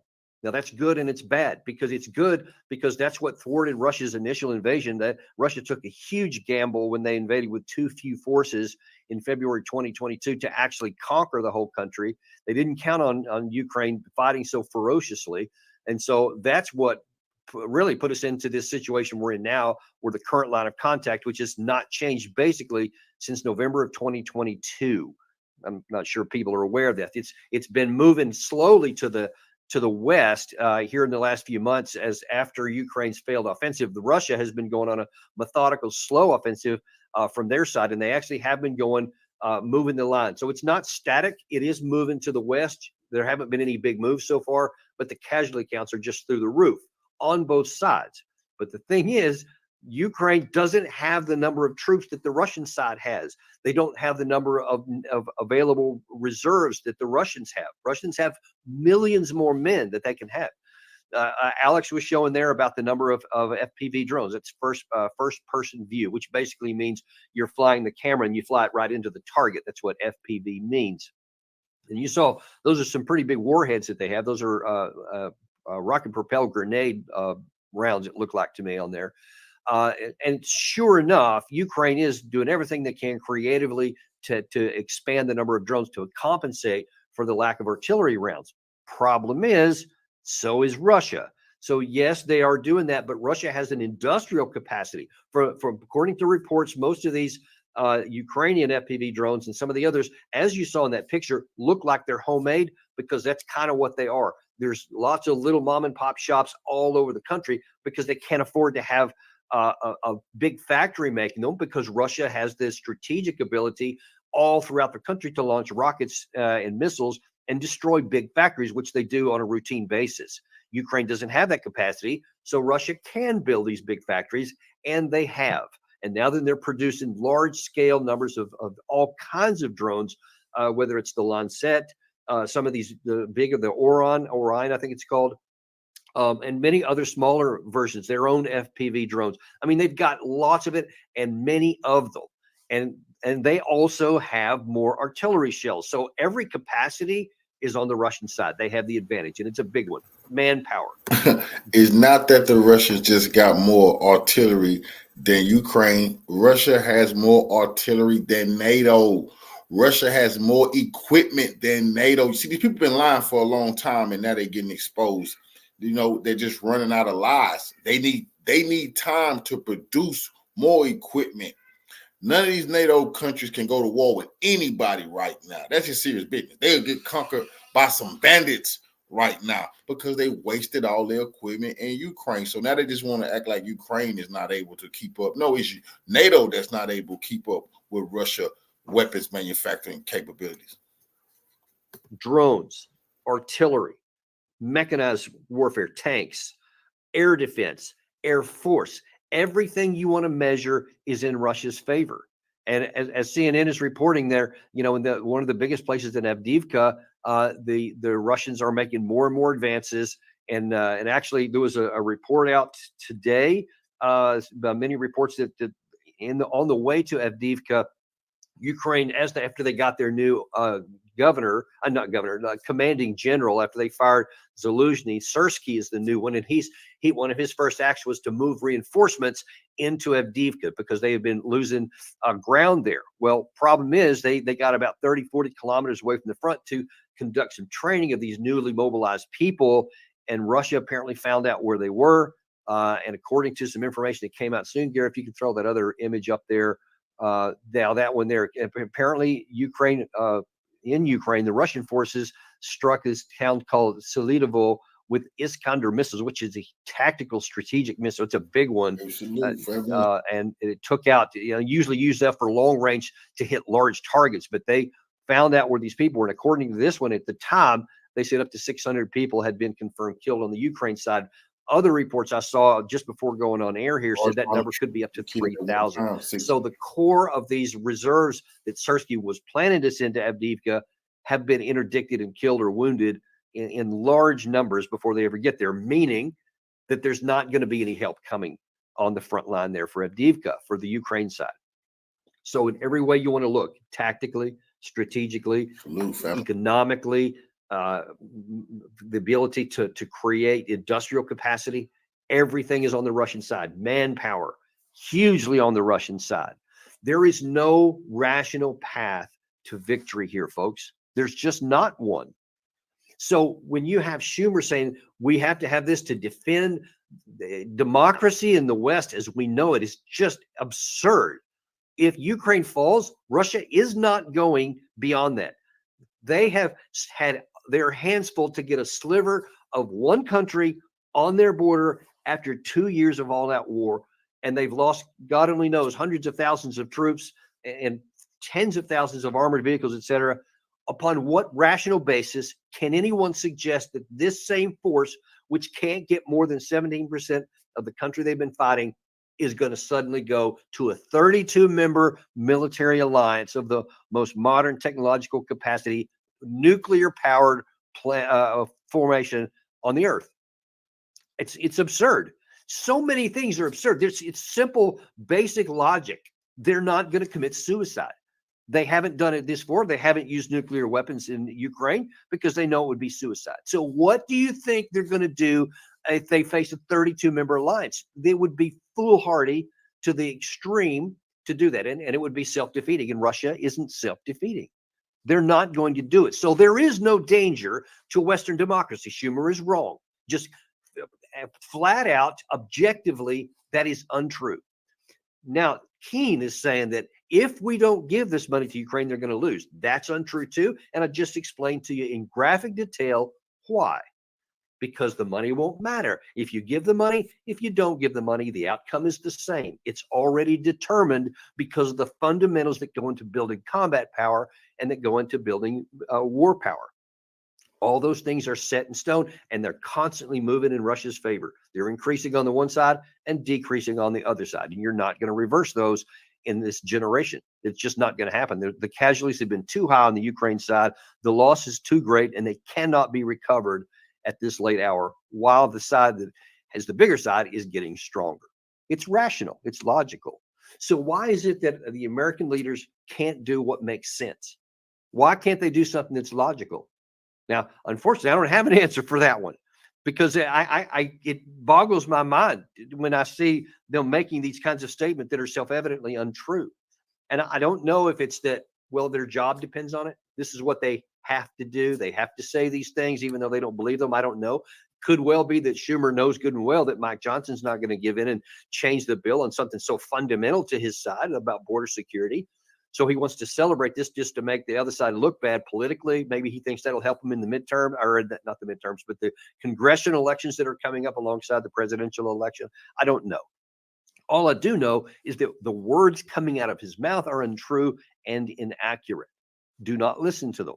What Jack Keane is saying, I don't know if it's because that's his job, because he's on the board of a lot of defense contractors who make lots of money if we keep selling all these things. Don't know. Maybe there's something to that. Maybe somehow he believes it. I can't imagine how, with all the experience that he's got, that he could not see the same things that I do, that I've been telling you about for more than 2 years, because I laid this out at least 6 months before the war started. And it's played out not quite the way I thought. It's taken longer for Russian side, but the end has not changed. It's just the timing has been different than what I thought it might have been at the beginning. That's it. Nothing different. The outcome is the same, as I've been saying throughout this entire war, and I've been saying on this channel ever since we've been on the air. You can see that. Now then the question is, what are we going to do about it? So are we going to just keep voting for the same people over and over, even though they tell us things that aren't true? Are we going to keep believing people who keep saying things that are self-evidently untrue or inaccurate? I think the answer should be no. And I think you should make your voice heard. I mean, we've said it before. A lot of people think there's nothing you can do. Well, there is something you can do. Write your legislator, write your congressman, write your senator. Tell them what you actually feel. You keep sending these letters and tell them stuff when they say nonsense like this, that's going to have an impact, because they do care about votes. They do care about when their constituents get mad. So do whatever you can. Tell your friends, share it on social media.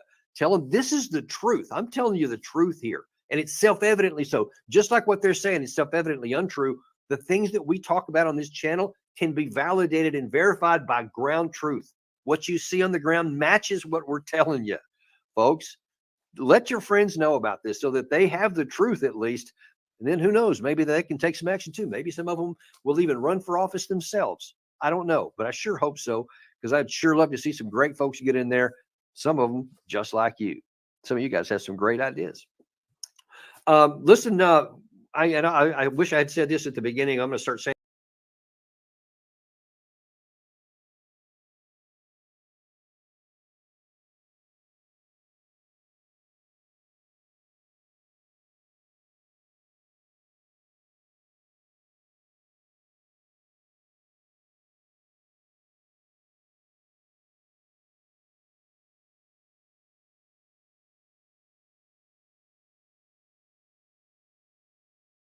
And if one issue will dominate the discourse in this American election, it's going to be Russia. Biden will campaign on his response to the war in Ukraine and his efforts to isolate Russia on the world stage.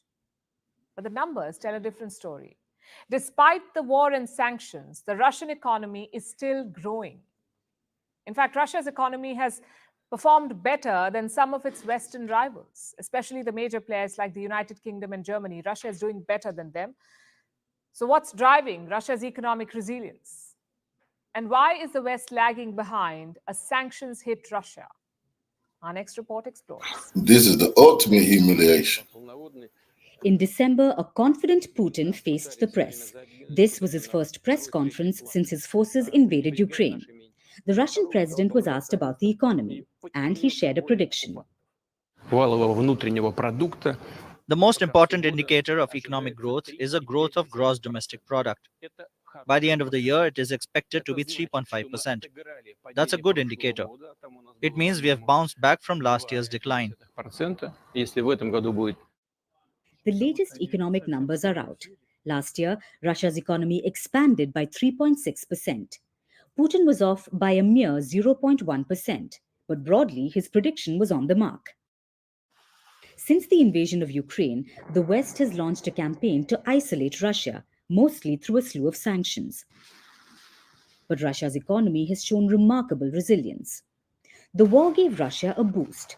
In the last 2 years, Russia's industrial output has shot up by over 60%. This has bumped up the growth numbers. The IMF is taking note. The agency has issued a new assessment. It raises Russia's growth outlook. The IMF thinks if Russia can maintain the momentum, its GDP will rise by 2.6%. That number surpasses Russia's own predictions. In November, Russia's central bank had put out a more conservative estimate.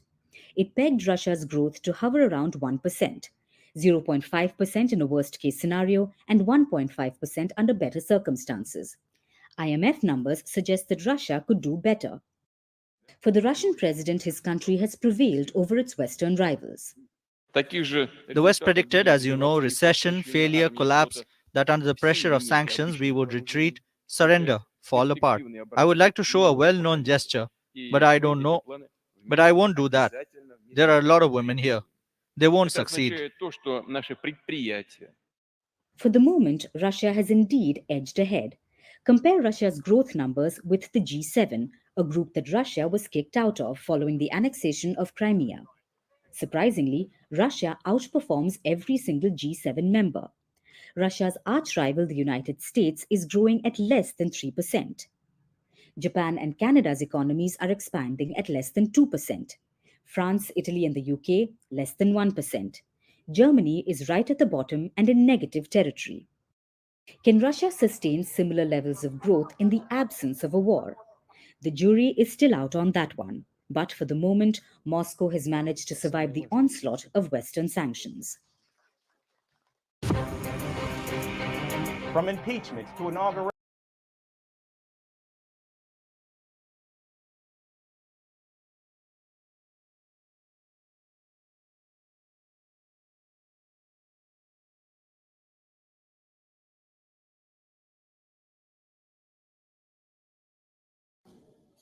Russia has stepped up usage of hypersonic missiles to strike Ukraine.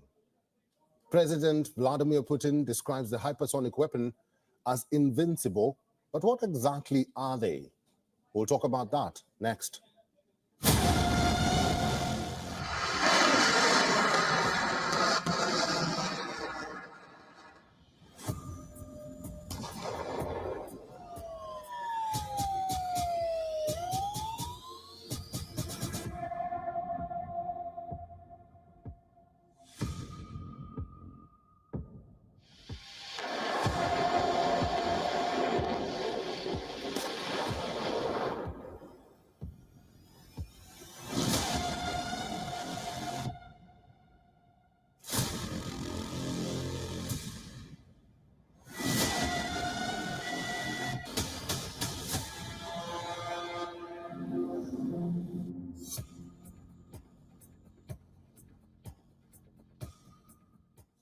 For the first time in the almost 2-year-old Russia-Ukraine war, Ukraine claims Russia fired an advanced hypersonic missile, a missile that experts claim is impossible to shoot down.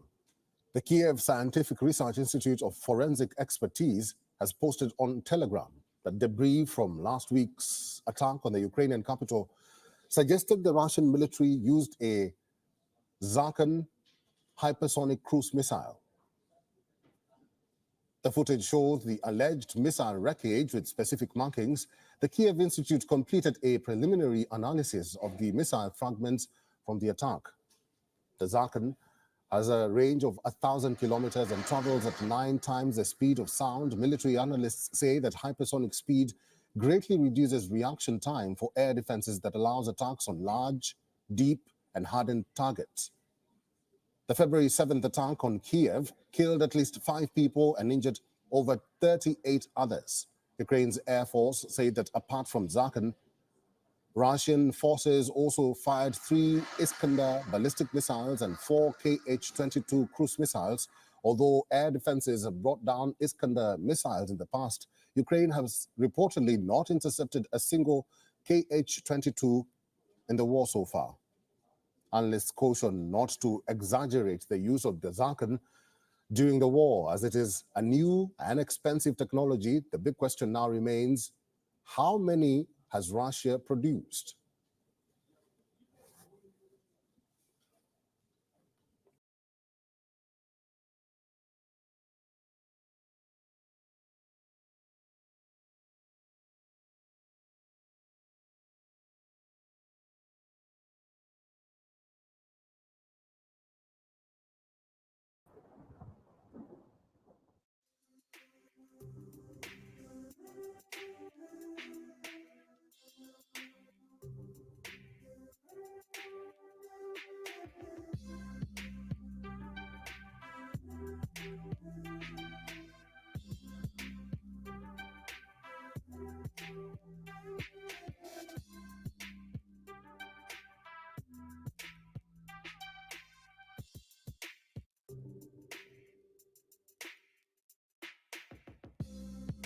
The situation on the battlefield is developing so rapidly that war correspondents do not have time to update incoming information.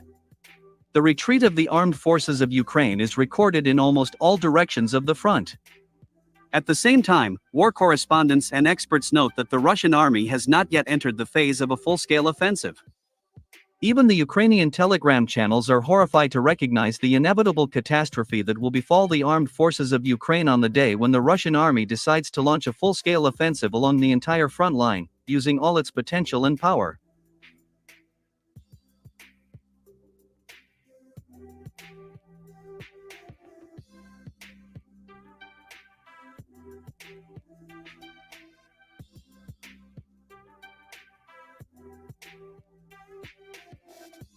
Meanwhile, according to reports from the Russian military department as of February 13, Russian troops continue to develop their success in the Donetsk direction of the front. According to the head of the press center of the South Group, Colonel Vadim Astafyev, Russian units were able to take more advantageous positions and lines in the Donetsk direction of the front, and also deliver a crushing blow to enemy manpower in the area of the settlements of Georgievka, Bogdanovka, and Belagorovka. It is reported that as a result of these clashes, the 79th Airborne Assault and 42nd Mechanized Brigades of the Armed Forces of Ukraine lost more than 100 soldiers, 2 tanks, and 5 infantry fighting vehicles.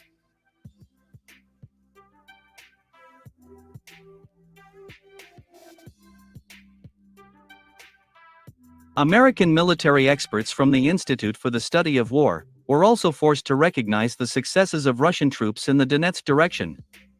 These American experts regretfully stated that against the background of positional fighting, Russian troops managed to make significant progress on the Donetsk front and come close to the eastern part of the city of Chasiv Yar. However, American experts, as always, had concealed interesting details of the fighting, as a result of which Russian paratroopers managed to capture powerful strongholds of the armed forces of Ukraine, located between Bogdanovka and the railway line. Moreover, as a result of this fighting, the 214th Elite Battalion of the Armed Forces of Ukraine, UPR, surrendered to the Russian paratroopers.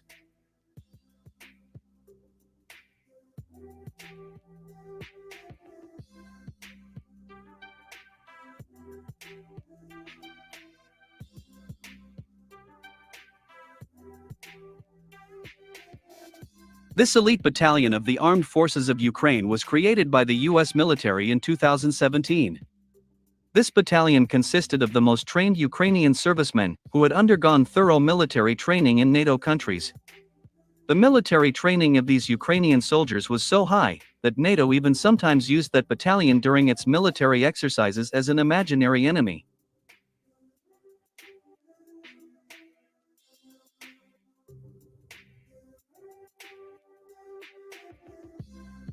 The surrender of the elite battalion of the Armed Forces of Ukraine had the effect of a bombshell in Ukrainian telegram channels.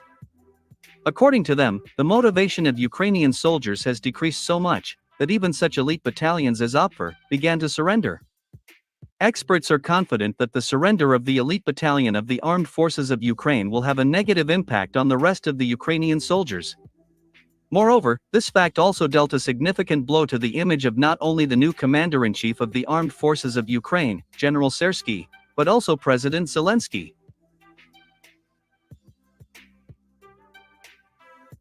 Meanwhile, it became known about the next Russian missile strikes on the places of deployment of personnel of the Armed Forces of Ukraine.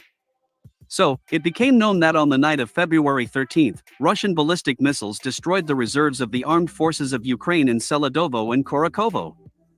These destroyed reserves of the Ukrainian Armed Forces were preparing to be sent to Avdiivka. And those were the Nazis.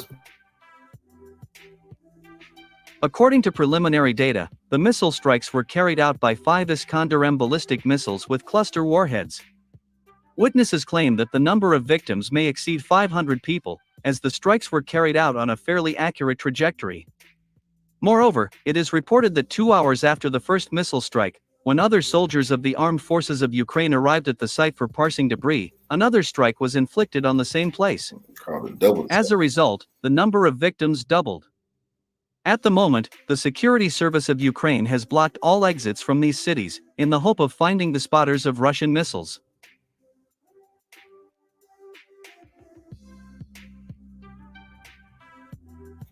It's only gonna get worse unless they surrender.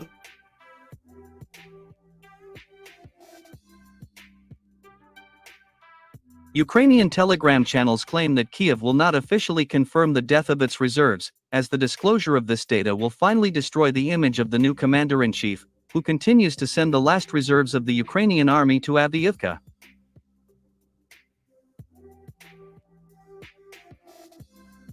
Let me remind you that the day before, Russian ballistic missiles also destroyed the reserves of the armed forces of Ukraine in cities such as Pavlograd and Pokrovsk. Back then, about 300 Ukrainian soldiers were killed.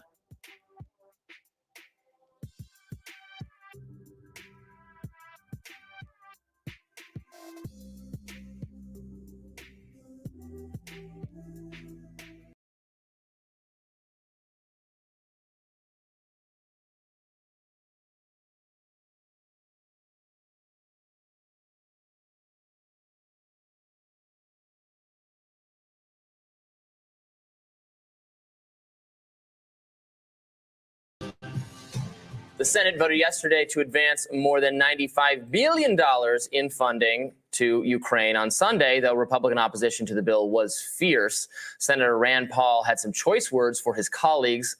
Take a look. Open the champagne, pop the cork. The Senate Democrat leader and the Republican leader are on their way to Kiev. They've got $60 billion they're bringing. I don't know if it'll be cash in pallets, but they're taking your money to Kiev. Now, they didn't have much time, really no time and no money to do anything about our border. We're being invaded. A literal invasion's coming across our border. 800,000 people came illegally in the last month, and all they had time to do in the Senate was get the money, get the cash pallets, load the planes, get the champagne ready, and fly to Kiev. Senator J.D. Vance had a different objection to the legislation, arguing that the bill contains a provision that would inevitably be used to impeach Donald Trump should he become president again and then decide to cut funding to Ukraine during his potential second term. Now, Vance sent a memo to his Senate colleagues yesterday urging them to vote no on the bill, writing that if President Trump were to withdraw funding or pause financial support for the war in Ukraine in order to bring the conflict to a peaceful conclusion, quote, over the objections of career experts, it would amount to the same fake violation of budget law from the first impeachment under markedly similar facts and circumstances. That's all according to J.D. Vance. Partisan Democrats, he says, would seize on the opportunity to impeach Trump once again, end quote. Now, former GOP hopeful Vivek Ramaswamy chimed in, adding that here's the game, and many Republicans are falling for the trap. In 2019, they impeached Trump from withholding Ukraine funding over the objection of career experts. The current Ukraine bill sends money to the exact same DoD fund, and the same, quote, career experts will support spending it. If Trump tries to pause that funding to negotiate an end to the Ukraine war, they'll use this toxic funding bill as leverage to impeach him again. Shame on every Republican who votes for this bill. They'll be responsible for the outcome when it happens. But Zelensky should maybe wait a minute before celebrating, as the bill appears to be DOA in the House. Speaker Mike Johnson has already said he will not take up the bill in the House of Representatives until border security is addressed. In a statement released yesterday, Johnson wrote, quote, House Republicans were crystal clear from the very beginning of discussions that any so-called national security supplemental legislation must recognize that national security begins at our own border. It is what the American people demand and deserve. Now, in the absence of having received any single border policy change from the Senate, the House will have to continue to work its own will on these important matters. Now, of course, that is very rich, given Republican opposition to this very conservative, very restrictive border security bill that was put forward by Democrats precisely because they were so desperate to pass all of this foreign aid. But here we are. It's like a win-win-win. A win, we didn't pass that border bill, which I was not super enthusiastic about for a variety of reasons. B, we didn't, we're not, they're opposing all this funding for foreign wars that I absolutely oppose. And C, they made the Democrats look like fools. So it's great. It's racking up W's. What's odd is that there's something that progressives often say when justifying why they are not as successful as insurgents on the right. And Democrats, progressives, liberals will say things like, well, we want to get things done. They just want to be obstructive. So it's easier for them just to stand in the way of something and kill bills. Fine. But because of the limited offerings coming from Democrats that are actually substantively going to make people's lives better, Joe Biden threw away a $15 minimum wage, student debt, all of these promises out the window because there's nothing to gain. And because everything that both parties are trying to put forward are so terrible. Funding for endless wars, this draconian border bill.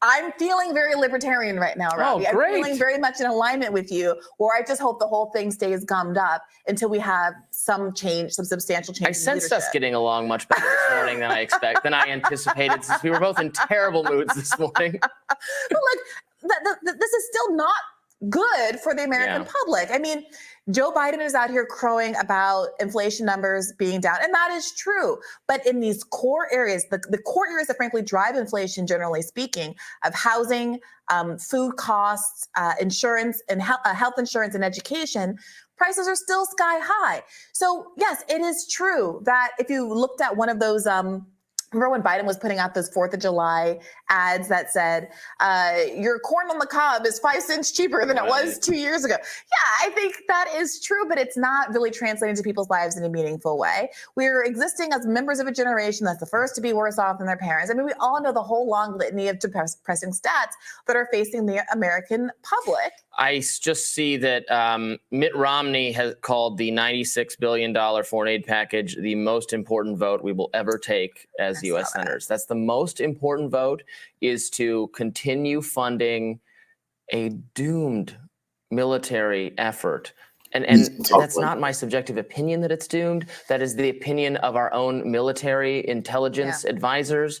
That is the opinion of Zelensky's top general, Zaluzhny. And the result of them losing this war is not going to be the entire collapse of Ukraine. It's going to be some territorial cessations. And that's what's going to happen anyway. So why are we throwing more money and more bodies at this conflict? It seems very, look, I respect Senator Mitt Romney for a lot of different things, but this seems ideologically incorrect to me. And to be clear, it's what's going to happen, because it has been clear from day one that Russia is the nuclear power. America does not want to engage, and there are limits to how much we're actually going to be able to support Ukraine, and Ukraine is never going to be Russia. So those are the pieces that have been on the board since day one, which is why America has an enormous amount of blood and responsibility on its hands for having thwarted negotiations in the month or so immediately after the conflict emerged. It's worth noting that there were two Democrats/independents that did not vote for this funding bill in the Senate. Bernie Sanders and Jeff Merkley were the only Democrats, and obviously Bernie's an independent, to not vote for this funding, which again would also ban funding for UNRWA as Gazans face a incredible humanitarian crisis. Right. Well, we will continue to follow that, see if any legislation makes it out of this Congress, but glad to have you on.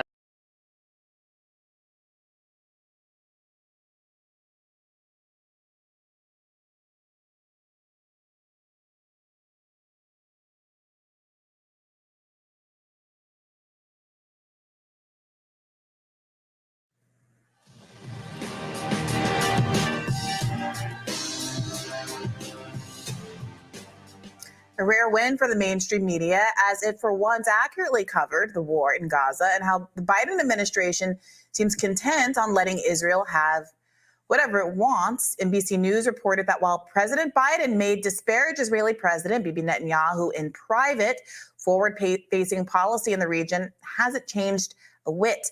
Reports of private frustration between Biden and Bibi have become more frequent as the war rages on. That same NBC News story said that Biden finds Netanyahu impossible to deal with, has described him as the primary obstacle to peace in the region, and has called him an a-hole, though the White House has publicly assured the two world leaders are on good terms. The rumors of private frustrations with Bibi come as journalists ask what exactly the Biden administration is doing when it comes to leveraging its assistance to Israel, to which the administration replies, not much. Take a look.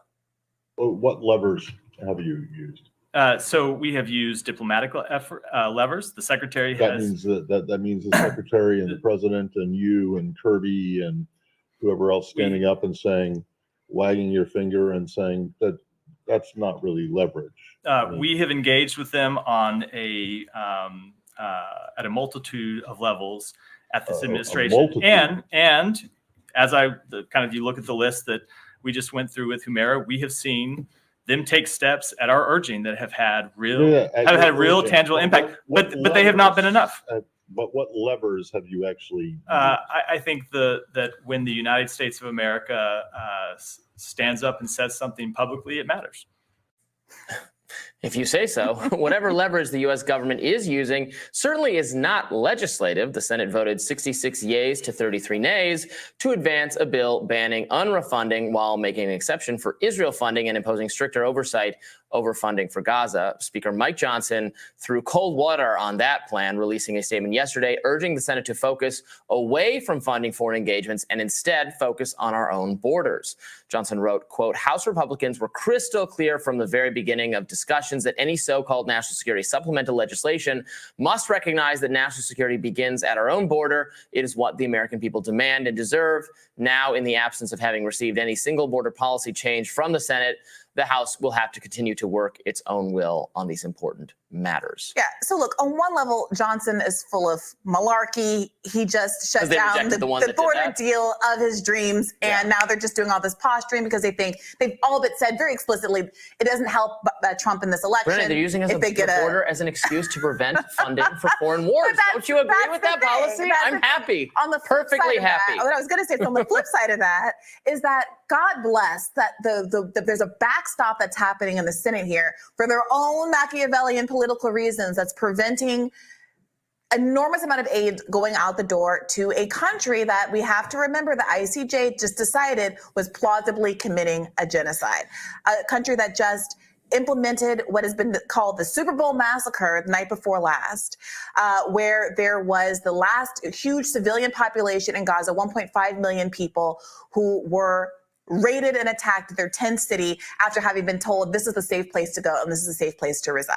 So, I'm glad it exists. And contrast that, by the way, to what happened when Democrats were in the House and we got instance after instance, video after video of people like AOC getting browbeat, pressured, and crying on the House floor because their arms were twisted into voting for more funding for Israel, voting for more Iron Dome funding. And who knows what those kind of bargains were like or what kind of pressure they were under. But at the end of the day, the Democrats get everybody in line to continue to vote to send money overseas.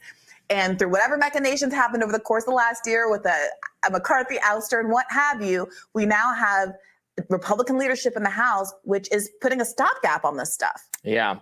So in terms of the statements made by Biden officials with respect to Netanyahu, look, I've said this before, but I just think Biden is making himself look so weak, is landing in this uncanny valley of just the worst of all worlds.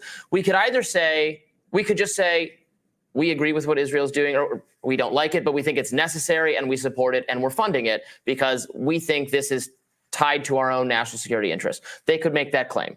I wouldn't agree with that, but they could make that claim. Or they could say, well, we would have liked to support Israel, but what they're doing has gone far beyond the pale and Netanyahu is difficult to work with and he's taking us for a ride and we're not going to fund it. Sorry. Or we could have my position, which is, what they're doing is really their business and the U.S. shouldn't be involved in every conflict all over the globe. And we're not going to fund it because it's not in our own national security interest. Good luck to you. But what they're doing is saying, we don't really agree with what they're doing, but we're powerless to stop it. Here's more money. Yeah.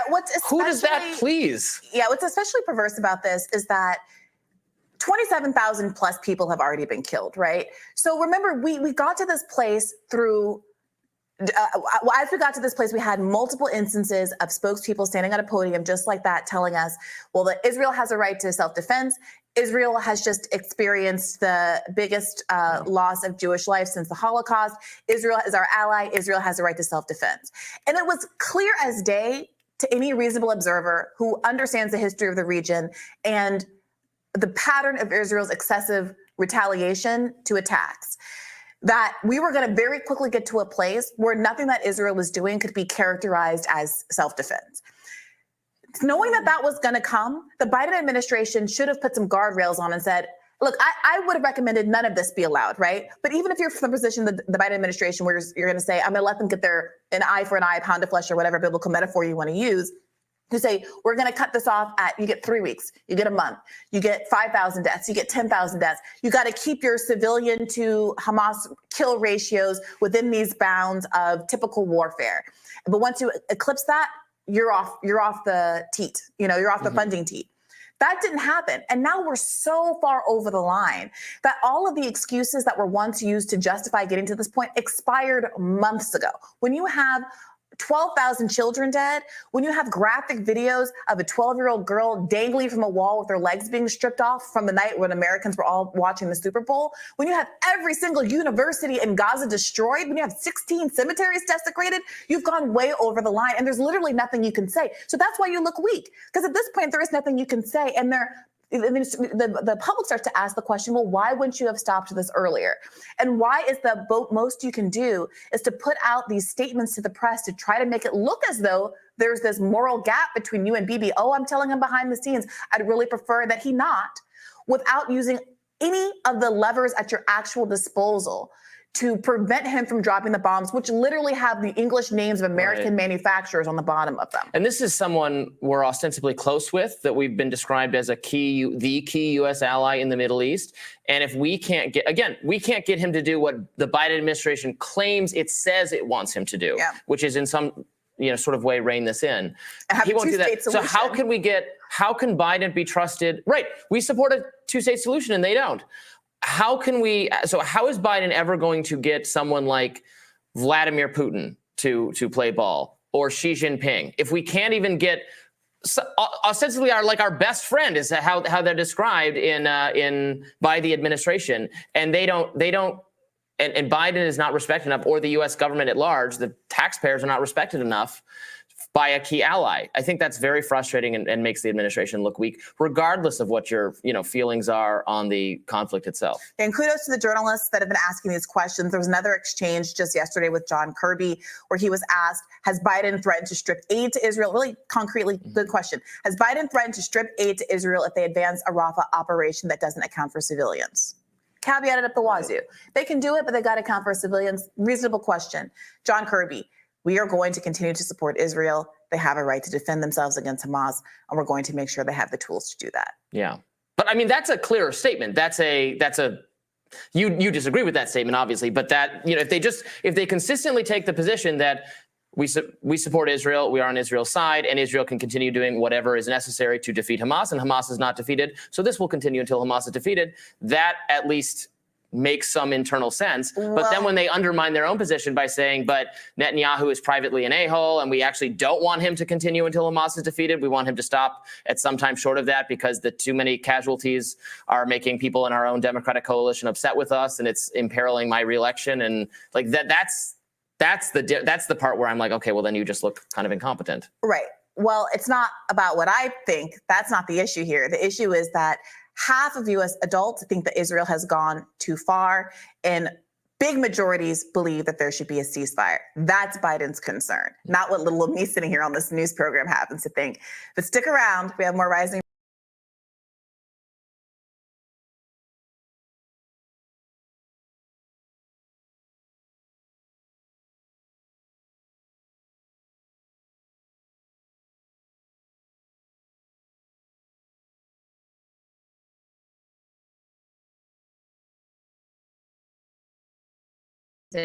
To something that just transpired here in the Senate.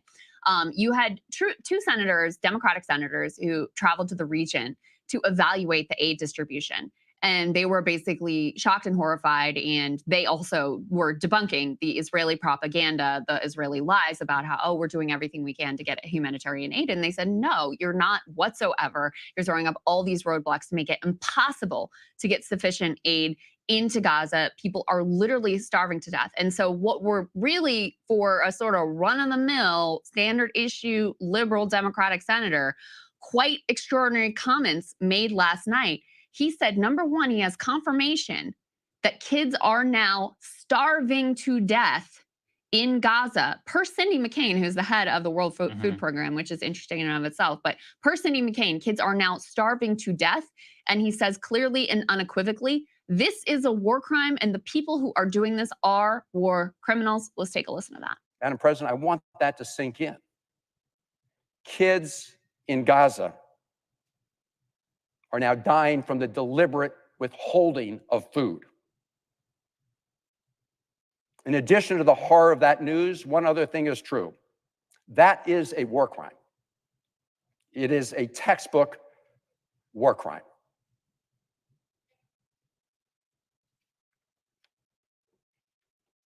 And that makes those who orchestrate it war criminals. So now the question is, what will the United States do? What will we do? What will President Biden do?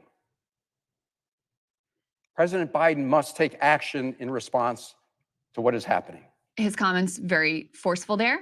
And this came in the context of debate over that Ukraine-Israel bill, which just passed the Senate with a supermajority. But in spite of the fact that he says these are war crimes and the people who are doing this are war criminals, he still voted yes on the bill. Probably because of Ukraine. Well, that's what he said. And Elizabeth Warren said the same thing. But it's like, how can you knowingly, like, you know these are war crimes. You said it on the Senate floor that they're war crimes. And you're like, but I'm going to go ahead and ship billions more to the people I am calling war criminals. Like, he goes on, oh, you know, what should we do as United States of America? With President Biden has to hold them accountable, et cetera, et cetera. It's like, you are a United States senator. You are incredibly powerful and influential, actually, within the caucus, in particular on foreign policy. For you to say these are war crimes, yes, that's extraordinary. But then the next thing you do is to vote through the funding. I just don't even know what to say to that. I mean, I know, which is that Ukraine is a religion and it's like a mind disease for a lot of people. And it's literally, I mean, Israel is the same way, right? For a lot of Republicans, they're like, I will support Israel no matter what, period, end of story. What did that guy, the guy with the congressman who wore the IDF uniform, Brian Mask. Like, we haven't killed enough kids. He's like, we haven't killed. It's like, what? He's not even Jewish. That's the craziest part about all of this. This is the same level. He's like, well, we can have bad things going, but Ukraine is just such an important cause, et cetera, et cetera. It's just one of those you have to move past. The reason why, and you and I were talking about this before the show, why I still do think that is very important is that's Chris Van Hollen. This guy lives in Bethesda, which is one of the richest neighborhoods in the world. It's right out here in Washington, D.C. It's full of people from the blob, represents the state of Maryland. If he is willing to talk that way openly, I do think it is still impactful and is interesting in terms of where the winds are blowing within the Democratic coalition. Yeah. Because he's not Bernie Sanders. This is not a far left person by any, means. This is a former Nancy Pelosi top deputy, a very classic DSCC type person. So that's why I actually still found it, put his voting aside. The rhetoric, usually precedes that, or at least can precede or show us something. That was noteworthy to me. It was. Yeah, it absolutely was. The other thing that is noteworthy is so Van Hollen and Senator Merkley took this trip together to evaluate the aid distribution that I was referring to earlier. And so now you have Van Hollen making these comments. The other reason why it's noteworthy is receiving confirmation that, yes, kids in Gaza at this point are literally dying from starvation, not just bombs, as per Sidney McCain, head of the World Food Program. So that in and of itself is newsworthy. And then the other thing to point out about the fact that, these two senators, standard issue Democratic senators, travel to the region is Merkley ends up being, alongside, Bernie Sanders, basically a Democrat at this point, the only Democratic votes against this package. So clearly traveling to the region and seeing this up close and personal also had a real impact on them, which is, something you've seen more broadly with people who have actually traveled, for example, to the occupied West Bank and seen what life is like there. They come back very, very changed by that experience. And so I thought that was really notable as well. That's a good point. At the same time, we didn't want to let this pass. So there obviously, in terms of political implications, Joe Biden is quickly reckoning, or at least his team, which may still have somewhat of a brain left, is quickly reckoning with the fact that they've got a massive problem in Michigan with Arab American voters in particular. And they've got a huge problem with their base in general. I mean, young voters, voters of color, dramatically opposed to what Biden's policy has been in Israel. So in an attempt to, clean up the electoral mess, they dispatched a retinue of aides to Michigan to meet with some Arab American and Muslim leaders last week. Let's put this up on the screen. The headline here from CBS is Biden aide acknowledges missteps on Gaza and regrets failure to express concern over loss of Palestinian life. Let me read you a little bit of this. He said, this aide said, quote, "We have left a very damaging impression based on what has been a wholly inadequate public accounting for how much the president, the administration, the country values the lives of Palestinians." This was per Deputy National Security Advisor John Feiner. And the reason we know these details is apparently they leaked the audio. "We are very well aware that we have misstepped in the course of responding to the crisis." He also acknowledged many in the Arab American community believe President Biden doesn't empathize with Palestinians in Gaza and the occupied West Bank.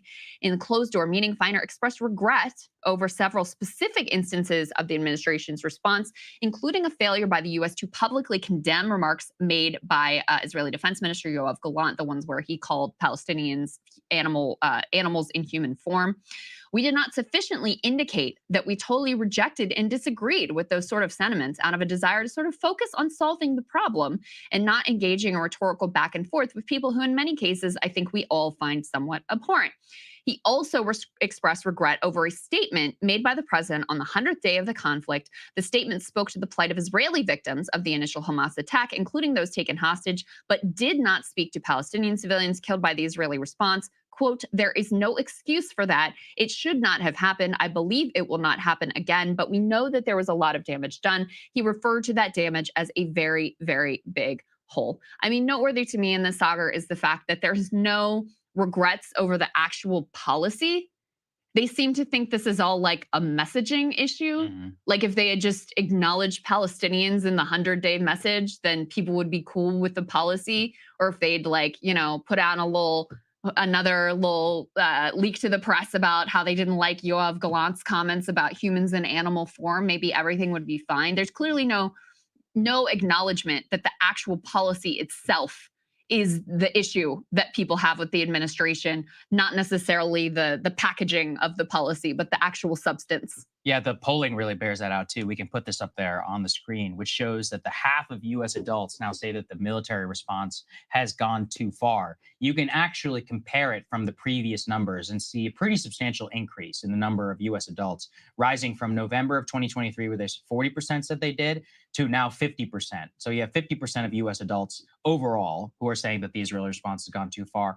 31% says not just about right. 15% then saying not gone far enough. If you look at the Democratic number, it's actually much higher. Previously, it was 58% said too far. Now 63%, 24% who are agreeing, 9% who are saying not far enough.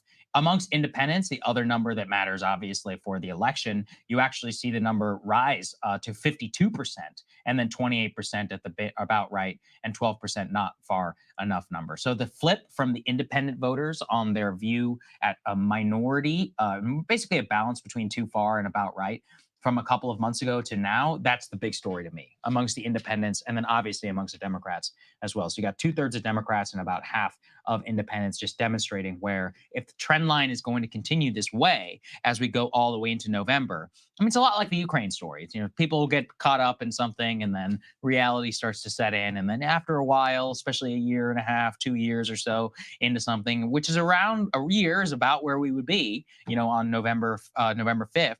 4th on election day, well, you can see pretty clearly, I think, where things are going in that direction. Absolutely. What was a few things that were noteworthy to me in that polling? Number one, most of the increase in the number of people who thought that the Israelis had gone too far actually wasn't Democrats, who already thought that for a while. The biggest increases came from independents and even Republicans, a third of whom now say that the response has gone too far.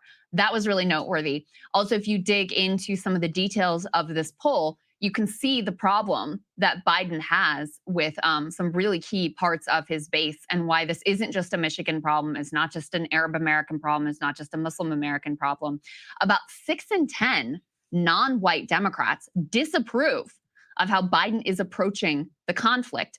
About half of white Democrats approve. So you have a racial divide here, but 60% of non-white Democrats saying, no, Joe Biden, we do not like what you are doing with regard to Israel non-white Democrats, not even just all non-white people, non-white Democrats, 60% are like, no, we don't like this policy.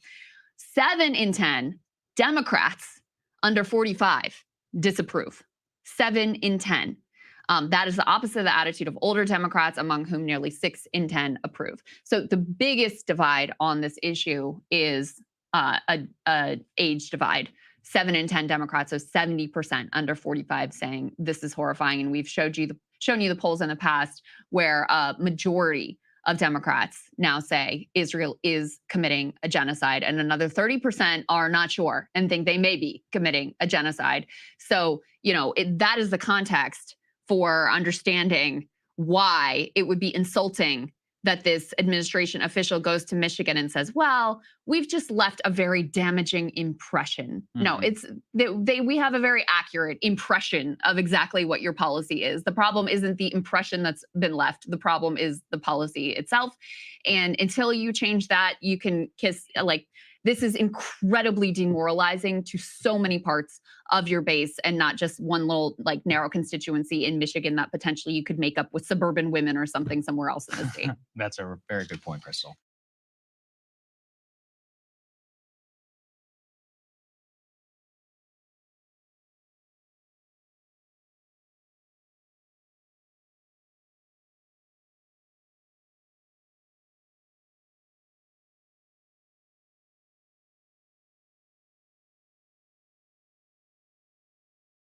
Why don't we get to Israel? All right, so lot of developments here. So just to back up for a bit and give you some context, you will recall Palestinians in Gaza were forced out of northern Gaza into Khan Yunis. They were then forced out of Khan Yunis into Rafa. You now have somewhere around 1.3 million Palestinians clustered on the border with Egypt in Rafa in what are horrifically indescribable humanitarian circumstances. Kids are literally starving to death at this point, no sanitation, no clean drinking water. They were subject to a terrible bombardment while we were all watching the Super Bowl. Over 100 Palestinians reported dead in that, in that effort that led to Israel being able to secure the release of 2 hostages, but at the cost of more than 100 Palestinian lives. So horrific situation in Rafah. U.S. President Joe Biden had originally said he did not want an operation from Israel to go forward in Rafah at all. He then amended those comments and said, well, we don't want it to go forward without a plan for Palestinian civilians, to which Bibi said, okay, no problem. Here's your plan. Put this up on the screen.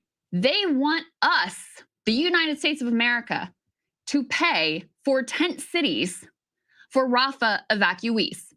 Israel is proposing the creation of sprawling tent cities in Gaza as part of an evacuation plan to be funded by the U.S. and its Arab Gulf partners ahead of an impending invasion of a city in the Strip South, which Israel says is the last bastion of Hamas. The Israeli evacuation proposal includes establishing 15 campsites of around 25,000 tents each across the southwestern part of the Gaza Strip. Egyptian officials said Egypt would be in charge of setting up the camps and field hospitals, the officials said. Plan indicates that Israel is planning an invasion of Rafah, despite U.S. and Egyptian concerns. Cairo has said, and we covered this yesterday, that it would suspend a 1979 peace treaty with Israel if Palestinians cross the border from Rafah to flee an Israeli offensive, the Wall Street Journal has reported. This was entirely predictable. Joe Biden, by saying you can go forward in Rafah, but you've got to have some kind of a plan for the Palestinians, gave Bibi Netanyahu a clear green light that all he needed to do was come up with some bullshit fig leaf of a plan, which is going to, first of all, it's probably impossible. Second of all, puts all of the onus not on them, but on us and other Arab Gulf countries. Third of all, is going to only further immiserate this already devastated population. But now he can say, look, I gave you your plan. Now we're going to go ahead with our indiscriminate, over the top, in Joe Biden's words, bombing campaign that is going to take the lives of many, many more Palestinian civilians and once again displace them when they have nowhere else to go. So it is outrageous on absolutely every level. Yeah, I mean, it's just very common on the Israeli part. They're like, when we have a problem, we'll just ask America to pay for it. Interesting, isn't it? To bring it back to the State Department. Why wouldn't they, since we seem to do whatever they want? No, I would do it too if I were them. But we're us, and we're the ones who decide whether we get to pay for something or not. Or if, allegedly, that was the way the government was supposed to work. Our State Department was pressed on this a little bit yesterday by a journalist in terms of the policy and how they're conducting the military campaign. Here's what they had to say. We have pursued the policy that we think gives us the maximum ability to be successful in influencing how Israel conducts its military campaign. And how are you happy with the results? In many cases, no, absolutely, we are not. We are happy with the fact that we have been able to get humanitarian assistance into Israel. That is the direct result of into Gaza. That is the direct result of U.S. intervention. But at the same time, there has not been enough humanitarian assistance that has gotten in. What levers have you used? So we have used diplomatic levers. The secretary that has. That means the secretary and the president and you and Kirby and whoever else standing up and saying, wagging your finger and saying that that's not really leverage. We have engaged with them on at a multitude of levels at this administration, and as you look at the list that we just went through with Humera, we have seen them take steps at our urging that have had real tangible impact, but they have not been enough. But what levers have you actually? I think that when the United States of America stands up and says something publicly, it matters. But you haven't. That's a lever, but you haven't said that there would be any consequences. To my point, we have seen money or military assistance, right? What leverage have you brought to bear? I just went through it. What have you gone? I think the words of the President of the United States, the words of the Secretary of State matter. And we have seen, the top, and we have seen leverage, and we have seen the government of Israel respond to it. Not always in the way that we want, not always to the degree that we want or to the level that we want. So that is Matt Lee, the great Matt Lee from the U.S. State Department press corps. He's been there for years. They're all afraid of him. He treats I saw him treat the Trump people that way. He humiliates the Biden people as well. But he does a great job of getting down to the breaking through the BS, right? Yeah. He'll be like multitude. What does that mean? Like, so you said over the top? What exactly is that supposed to mean? And it's great because, look, I don't know why, but for some reason the State Department press people have not yet rigged the briefing in the same way and they actually seem to sit there and take questions. I shouldn't call it out because I want it to keep happening. Yeah. But that's a great thing for us because we get people like Ryan and go in there or Matt Lee, and they don't just get a single question. They sit there and they have an extended back and forth. Yeah. And when you do, you crumble like this. Look at the way that guy came apart. Especially right now. I mean, what they're saying is complete gaslighting bullshit. It's totally apparent. They have to admit things like, in that beginning clip, it says, Matt Miller, the State Department ghoul, says, "We pursued the policy we think gives us the maximum ability to be successful in influencing how Israel conducts its military campaign." And the reporter says, "And are you happy with the results of that?" And he says, "In many cases, no." It's just like Joe Biden when they were asking, how's the Houthi bombing going? And he's like, oh, well, it hasn't accomplished the objectives, but it's going to continue. It's the same thing here. They know it's not working. And then Matt Lee presses the point of, okay, well, if that's not working, what leverage are you using besides you and Kirby and Biden and Blinken, whatever, wagging your finger, oh, Israel, we don't like exactly what you're doing, which clearly hasn't worked. And Matt Miller is reduced to just like bumbling word salad of, oh, we've expressed our concern on a multitude of levels, and then hackneyed cliches like the words of the United States of America matter. Clearly they don't. Clearly at this point, they do not. So yet another very rough State Department briefing for Matt Miller. Another Ryan was there as well, pressing him on the 6-year-old who was murdered by Israeli forces alongside her rescuers. I'm going to play some of that in my monologue, but it just shows you the utter insanity of what we have watched unfold. And there was another. You can't even make it up. There was yet another scoop. Biden says Netanyahu's a jerk behind closed doors. Biden upset with Netanyahu, et cetera, et cetera. There was yet another one of these. And it's like, how can you guys continue to print this bullshit and pretend like it matters at all.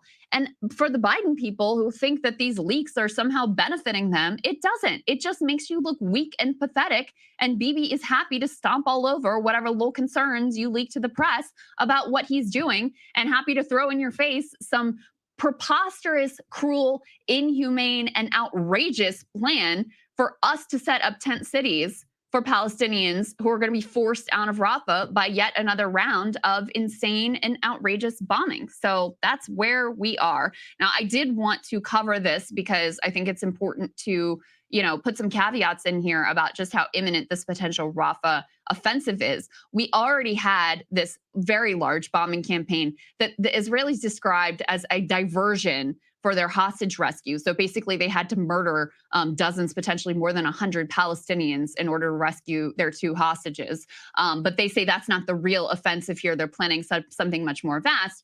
I wanted to put this in just so people know, again, what the caveats here are. Haaretz is reporting they don't think that this Rafah offensive is actually coming anytime soon. They think that this is just basically bluster from Bibi that is politically advantageous for him in the context of holding on to his grip on power. Put this up on the screen from Haaretz so that you can see their analysis. They say why Netanyahu is constantly talking up a Rafah IDF operation, Israel's successful raid to rescue 2 hostages, by the way, at the cost of massive civilian life, from Rafah on Monday morning was not the operation that Netanyahu had in mind, but there are no signs a big IDF operation is imminent, no matter what the prime minister says.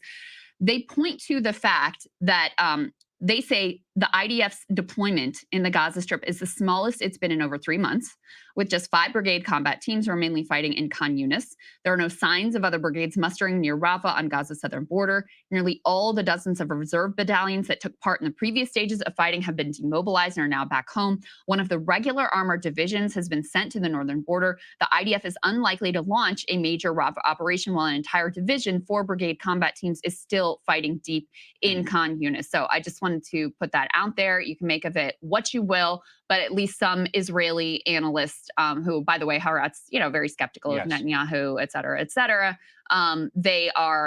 they don't expect that the big operation in Rafah, quote unquote, is really actually imminent and set to come, that it is more about bluster for Bibi, who wants to preserve his grip on power and sort of project to people that he's the guy who will go take them to total victory. That's sort of the catchphrase that he has adopted for his political purposes. Yeah, I'd be curious to hear more what you think, because it does seem that given that they had to pull out more reservists they already decommissioned a lot of these reserves. They have to send them back to work.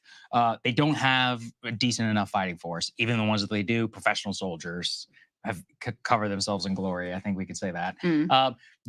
Given the civilian number in the population, it would take overwhelming force.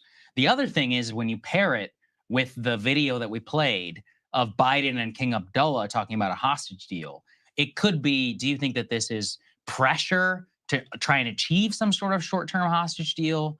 Because I'm very just confused as to what their actual aim here. Or was this all honestly just covered for that 2 hostage rescue operation? That's another possibility that we can't discount either. I think that there will be a major operation in Rafah. I mean, it's insane that we can't call what they already did a major operation given the civilian death toll, but just in their mind, like a lengthier, more extended bombing, ground invasion, et cetera. If I were to guess, I think that is definitely coming, as we've discussed at length. Bibi has every political incentive, along with the rest of his war cabinet, to continue this war indefinitely. Not only him, but some of the quote unquote moderate members of his cabinet have been very clear that it's wherever they want to go in. Now, suddenly that's the center of Hamas. And they're saying this is where the last brigades are. We can't finish the job without going into Rafah. So we have to do it. We have to do it. We have to do it.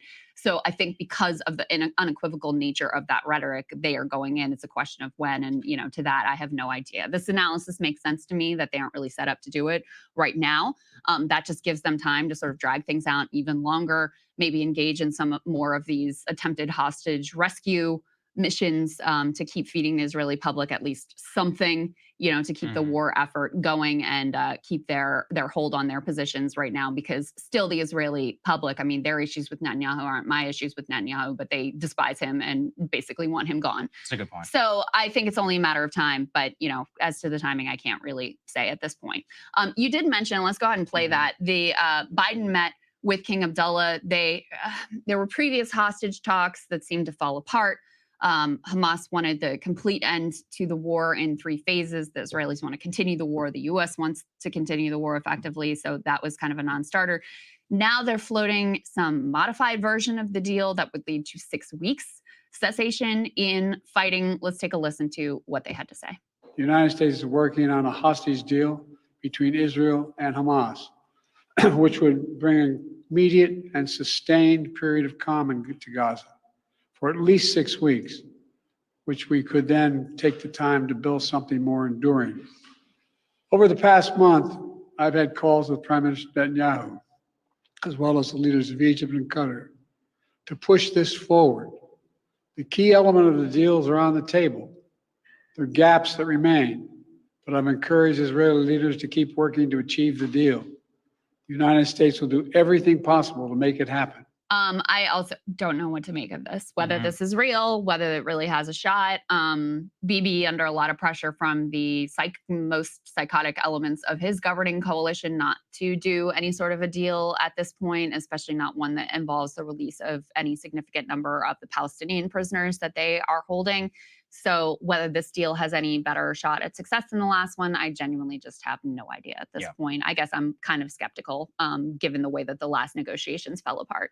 There you go. One last piece here we wanted to show you, because this is just outrageous and is yet another cautionary tale about believing anything that comes out from the IDF. Put this up on the screen. This is just insane that they did this. So you'll recall Israel actually has to respond to the ICJ on February 23rd. So this is really coming up about the ways that they have changed their offensive to comply with the order from the ICJ and the establishment that they are plausibly committing genocide.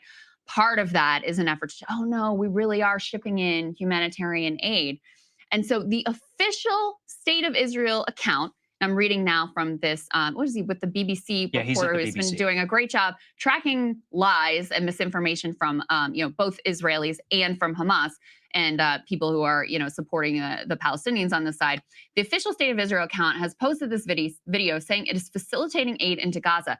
A clip at the end of the video claiming to show tents and shelter equipment for Gazans was actually filmed in March 2022, showing tents in Moldova for Ukrainian refugees. Okay? This is the level of propaganda that we're dealing with here, that you can easily identify a literal stock photo from Ukrainian refugees in 2022.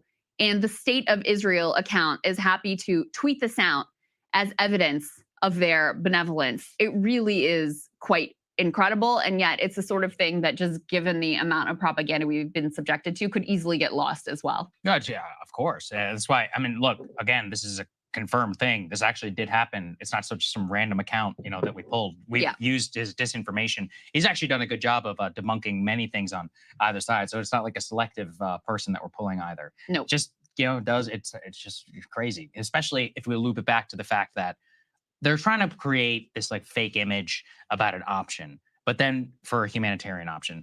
But all of it just comes back to the fact that they want us to pay for it. They want to be able to inflict the damage, not deal with any of the consequences.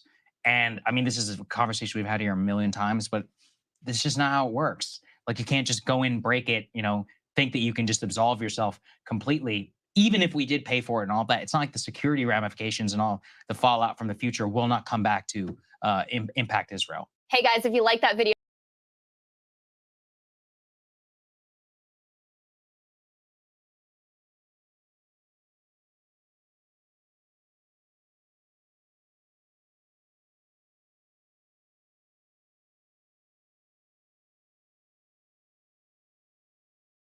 Israel's assault on Rafa, which is close to the border with Egypt, has unfortunately led to a lot of pain, suffering, and deaths. And it's because of the fact that so many Palestinians have been displaced in the Gaza Strip to the south of Gaza in Rafa. That's where they were told to go for safety. If you see some of the footage on the ground in Rafa, you'll notice that there are large tent encampments. People are living in squalor. They're just sleeping outdoors with absolutely no cover. It is a disastrous situation, to say the least. But the whole reason why Palestinians left their homes is because they thought that they might be safe if they actually listened to the evacuation orders and they go to Rafa. Well, now Israel has decided to conduct raids and aerial bombardments and military operations in Rafa, where you have literally millions of people in a tiny, tiny, tiny area of land. I'm talking about the size of the Los Angeles airport, LAX. So with that in mind, Israel has continued its bombardment of the border city and is planning a ground offensive soon. At least 12 members of the same family, including 2 toddlers and 5 women, were killed in an attack on a residential building in central Gaza early Monday, and that's according to Al-Aqsa Hospital, with another 40 people injured. Over 100 people have been killed in total just over the past few days in Rafah alone. Now, Channel 4 News was speaking to an Israeli spokesperson by the name of Ilan Levy, and they wanted to see what he thought about all of this. They pressed him on where civilians in Rafah are supposed to go, and once again, based on what we've heard in other interviews, he answers with nonsense. Let's watch. After the October 7 massacre, we are proceeding with the destruction of Hamas's military machine, and that we urge civilians to get out of the way because we don't want them to be hurt. Where should Hamas they has go? 2 strategies. Well, there are areas north of Rafah where we have already cleared the areas of Hamas, and we want to see civilians going to areas where Hamas is not operating. So That are is you why we now are giving saying that warning. everywhere north of Rafah is now safe and that there will not be Israeli bombardment if people move into those areas? Unfortunately, until Gaza is no longer governed by an internationally prescribed terrorist organization that is deliberately trying to hide behind civilians, Gaza will not be safe. So there is We are nowhere trying for people to make go. the region I mean, safe. that's what David Cameron said today. There is literally nowhere for them to go. And he is right in saying that, isn't he? No. We might have millions of people watching this show, but you can be a difference maker because we just need 1% of our audience to be paid members, and then this show can be around forever. So you can make that difference. Click join now. He literally just said that no part of Gaza is safe because of Hamas. And because of Hamas, the IDF has no choice but to drop bombs on residential infrastructure, knowing that they're gonna kill oftentimes dozens of people in a single airstrike. Okay, so what do we talk? Then just tell the truth. Tell the truth and then don't renege after you've admitted that there's no safe part of Gaza for Palestinians to go. And by the way, we have cleared the north of Rafah of Hamas. You've also cleared the north of any and all infrastructure, okay? Hospitals bombed, mosques bombed, refugee camps bombed. Where are they supposed to go? How are they supposed to survive in that kind of environment? They're not supposed to survive in that kind of environment. I don't know, I just feel like that might be the point. Well, look, guys, you guys have seen the pictures and videos. I keep saying we all have eyes and we all have ears. Northern Gaza is obliterated. It doesn't even exist anymore. So to get a load of this guy, he says, all right, we told, now if you're in the north of Gaza, you gotta move to the south. Well, if you're in the south, you gotta move further south to Rafah. Okay, so you bomb the north, then you bomb the south. Now you're bombing Rafah. Now what's his answer? Go back up north. And okay, are you gonna stop bombing them if they move up north? No. Then what's the point? And by the way, there's nothing left in the north. You guys destroyed everything, and whatever wasn't destroyed by your indiscriminate bombing campaigns was then blown up on purpose on the ground by you. Schools, colleges, mosques, anything that could actually help Palestinians live a decent life or just a life, period. And you blew them all up, and now you're like spitting in their face. And you think, oh, well, these suckers in the West will believe anything. We'll tell them they're the bad guys. We killed 25 times the number of civilians, but don't worry, we're angels and they're the bad guys. And that's why we had to murder all those guys. I mean, they seem to be children, but you know, children later are going to grow up to be evil Palestinians. You see how they hate us? They hate us, and that's why we had to murder all of them, or a lot of them, over 1% of them. Now 500,000 people are starving to death. But we're the good guys. No, not even close. Speaking of starving to death, humanitarian aid organizations have said that it is near impossible to access Palestinians who have remained in the north of the Gaza Strip. And they're trying to get much needed water, food to these individuals, and they can't access them. So think about what that means for the Palestinians who are currently in Rafa, who are now gonna be pressured and forced to go back to the north, where it's gonna be even more difficult to get them the humanitarian aid they need to survive. And by the way, earlier this week, there were multiple reports about how the Biden administration was wagging its finger at the Israeli government ahead of its ground invasion into Rafa to say that if they don't take measures to protect civilians, well, there will be consequences, right? Well, get a load of this. This is Politico reporting, this just broke. The Biden administration won't punish Israel for Rafa military operation that doesn't protect civilians. 3 US officials told us no reprimand plans are in the works, meaning Israeli forces could harm civilians in the city with no American consequences. No, to be fair, there'll be consequences. We'll send them another $14 billion so they can murder more Palestinians while playing these sick games where they go, no, we ethnically cleanse them to the south, but then later we ethnically cleanse them to the north. And then so when they were completely destroyed and humiliated and demeaned and killed and starved, we told them, why don't you get out of here and let us just keep the land, huh? Why don't one of the other stupid Arab countries take them? Who cares? You're all Arabs anyway. You see how they hate us? You shouldn't exist anyway. You see how they say that we shouldn't exist? I can't believe they hide behind human shields. Look at that, and then they force us to kill their civilians. We didn't want to do it, but I guess we had to kill their civilians. They kill our civilians? Terrorists! Okay, all right, so if killing civilians is an act of terrorism, then by definition, and you can get offended all you like, but it is definitional. Israel is 25 times the terrorist Hamas is. And much more to come because the terrorists that run the American government said, oh, you love to kill civilians? No checks on you at all. Joe Biden says, green light, murder away. But I'm such a sweet, empathetic man. Oh God, I'm such a lovable old grandpa. Murder the Palestinians, I don't care. Did the donor checks clear? Defense contractors good, AIPAC good, oil companies good. Yeah, murder the Palestinians. Because I'm so sweet and empathetic. No, these are monsters who run these Western governments. Hey, thanks for watching.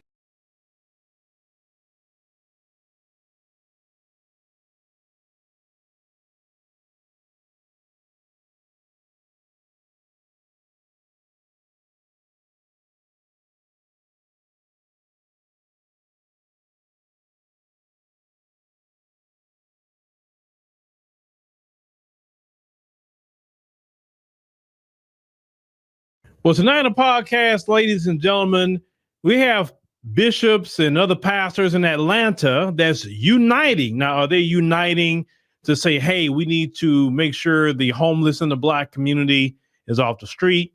No. Are they uniting to say, hey, we need to figure out some job training in the Black community so our people can get jobs? No.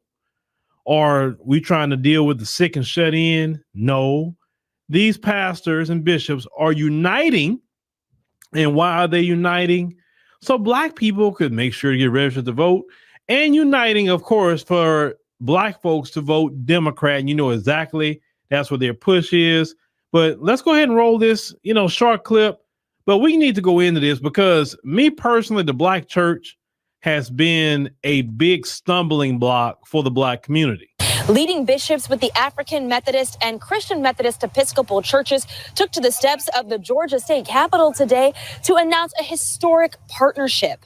They're combining the resources of their churches across the state of Georgia to increase engagement among Black voters. Their current plans include training pastors at their various churches in voter engagement, voter registration workshops, and designing personal voter plans for individual church members. Bishop Thomas L. Brown, who leads the 6th CME Church District in Georgia, says it's even more important this year that faith leaders listen to young voters who will make up a significantly larger part of the voting population during this election. The challenges I think we deal with is we don't listen to young people. We want to tell young people what to do and not do. And the time has come now. We need to listen because you all are smart people. This is the bootleg. You can teach us some things. We need to sit and listen to you so you can help us do a better job at what we're doing these days. Hey, Bishop, let me say something. Any of you bishops in Atlanta, if you want to sit down and talk with me, I'll gladly go to your church in Atlanta and talk to you and tell you what people are really saying. But before anything like that happened, I'm glad you're at least acknowledging that you're trying to dictate instead of just listening. See, if you had the pulse of the street and you knew what was happening with younger people, you wouldn't be doing what you're doing. See, this really bothers me because you guys are only uniting so you can lead black folks to go put Biden in office.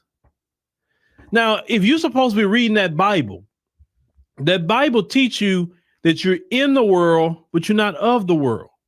The Bible teach you to be a servant, not to be served. But yet your servanthood is of the Democrat Party.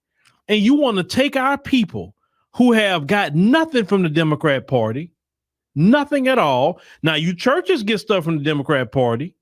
You guys are tax free or you live your best life. But your members or brothers and sisters in Atlanta is struggling. They're having a hard time in Atlanta, hard time in Georgia. And we saw not too long ago, 20% of black folks said that they want to vote for Trump. 10% said they wanted the couch. Why is that? Because the Democrat Party has not done nothing, but you black churches, you have been the biggest cheerleader of the Democrat Party. It's not just Biden, but the party itself.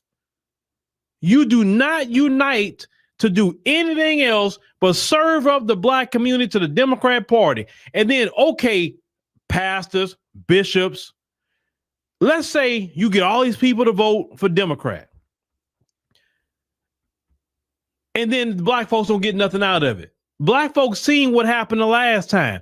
Look who getting all the resources right now in this country. We ain't even talking about the people outside the country getting it. We talking about in this country. Migrants are coming across that border every day and getting resources that don't even go to the black communities, sir and ma'ams.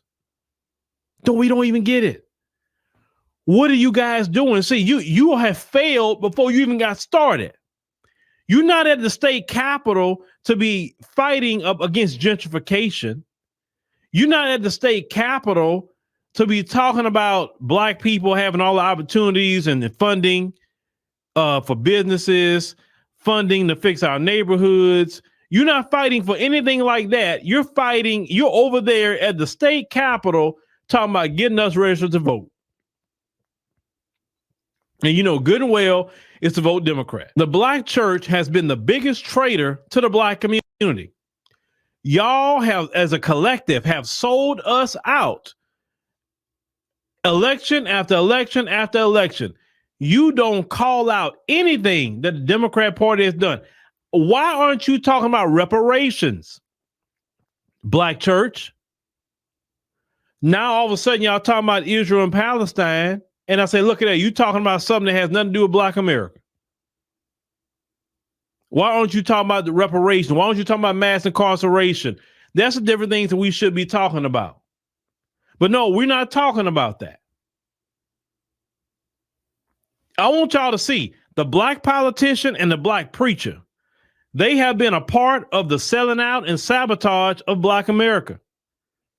The boule, all of them, and most of them in the boule, the black preacher, the black politician, they all in the boule too. A lot of them are. They have no problem selling us down the river. They won't tell Biden anything. They didn't tell Obama anything. They just right there. Them same preachers in Atlanta let Fani Willis behind get up in the church and just straight lie about her relationship with Nathan Wade. Now it's coming out, oh yeah, well, I had a relationship with him. I was fooling with him. Everybody exposing her behind right now. But she went in y'all churches and straight lied. See, that's the problem. Politicians shouldn't even be speaking to your congregation. They shouldn't. But I remember as a child, Democrat politicians would come to our church and talk to us. Always Democrats. It wasn't Republicans. It was always Democrats. And I, as a child, say, well, why? I thought there was more than one people running. Why is he don't have both parties coming in to talk to us? I just never understood why always a Democrat. And then when a Democrat talks to you, okay, you go out there and vote. The Democrats will sit up there and black folks would allow these politicians to put their signs in their yards. I remember it growing up. They would ask you, well, can I put my campaign sign? And they won't pay you a dime. Free advertisement. No money getting paid. Black folks will have these people signs in their yard for free. And then the politicians get in there and they disappear like a water vapor. You don't see them. You don't hear them until it's time to come vote for them again. And the cycle repeats over and over and over and over. And that black preacher has been a part of why our community hasn't went anywhere. Look all the resources that go to that black preacher in the billions. The black preacher haven't built no institutions for the black community out of all these billions. See, another issue that black preacher got is that the younger people aren't going to their churches. See, what he said about, well, the younger people are going to be outnumbering, yes. Oh, yes. Every 2 years, they're losing their crowd that normally go to the churches or their crowd that go to straight, sold out Democrat. And I tell people, we have nothing but time. Time is on our side. Every 2 years, they're losing voters. And now they're going to have to deal with us. Because I told people, you know what? During the pandemic, I was happy when they shut down them churches. Not because I don't believe in the Lord. No. I definitely believe in God. I believe in prayer and everything else. But these churches have not done anything for the black community. What are they open for? Why are they tax-free? I'm cool with you being tax-free if you're providing daycares in the community, grocery stores, schools for our children, job training. Maybe you have a homeless shelter open, like something you do in the community. Now, I know some people say, well, my church does that. Your church may do that. But we're talking about the whole, not your church. The whole of the black churches in America don't do that, but they're collecting billions of dollars. I think you should not be tax-free if you're not doing those things in the community. Now, if you're open and do the things I'm talking about, and you're doing different things in the community and being a pillar in the community, then yeah, I think you should be tax-free. No problem with me. I think you should get some government funding to even help open up, different things for the communities. But they're not doing anything. We see the preachers living their best life, millionaires, while the congregation is suffering. And then you tell you hustling the congregation, talking about giving 10% of a tithe, so it may be food in God's house.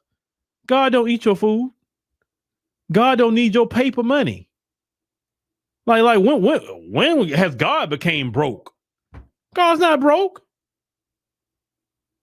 I say, if you want to give a tithe, take your 10% and go feed somebody with your 10%, or go help somebody pay their rent or something, or do something nice. Go pay for somebody's groceries, or any chance you can to bless somebody. If you want to do something nice and be an extension of God's hand to somebody else, you go do that. And you don't need no preacher for that.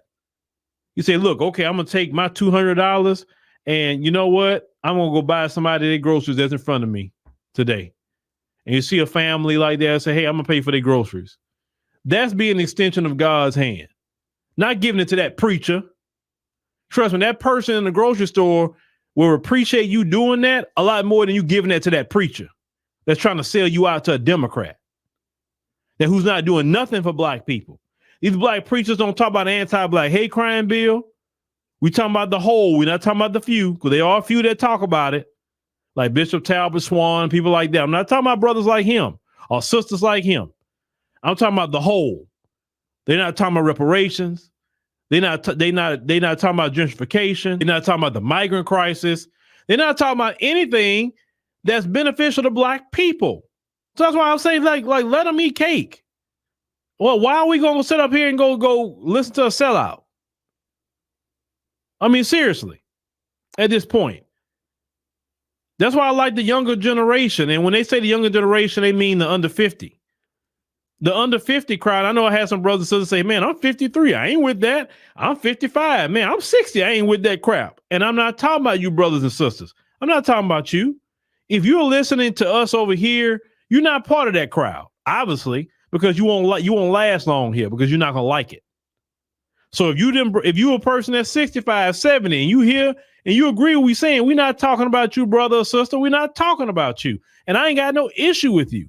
But we're talking about not the individuals. We're talking about that group who have been traditionally selling us out. We live in a day and time that we got to get something.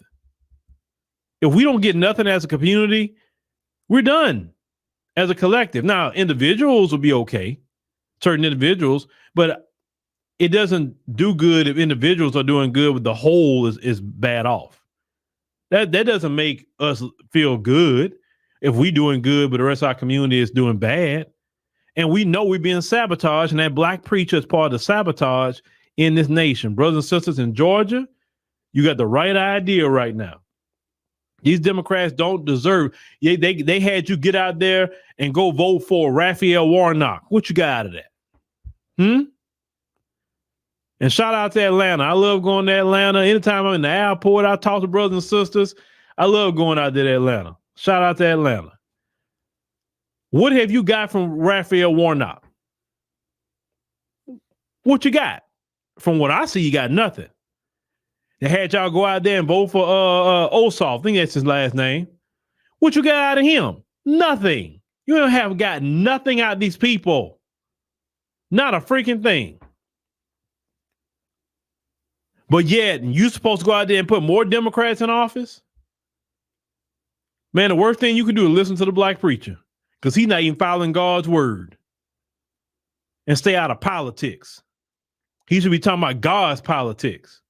And thus saith the Lord. He's not out there calling out the filth and degradation in American society. He's not calling the filth out. He out here stomping for the Democrats. To me, you're not legitimate to me. If I hear you a preacher talking about Democrat, if I hear you a preacher talking about Republican, I don't want to hear you because you're not following the scriptures.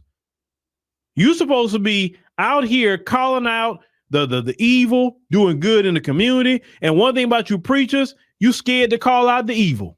You scared. Because you allow things in your church just so you can collect tithes. You're sold out to money and you're not sold out to God. That's the problem with you preachers. And that's why I don't want nothing to do with the churches. I'm good. I peep that. That is the culture in the church.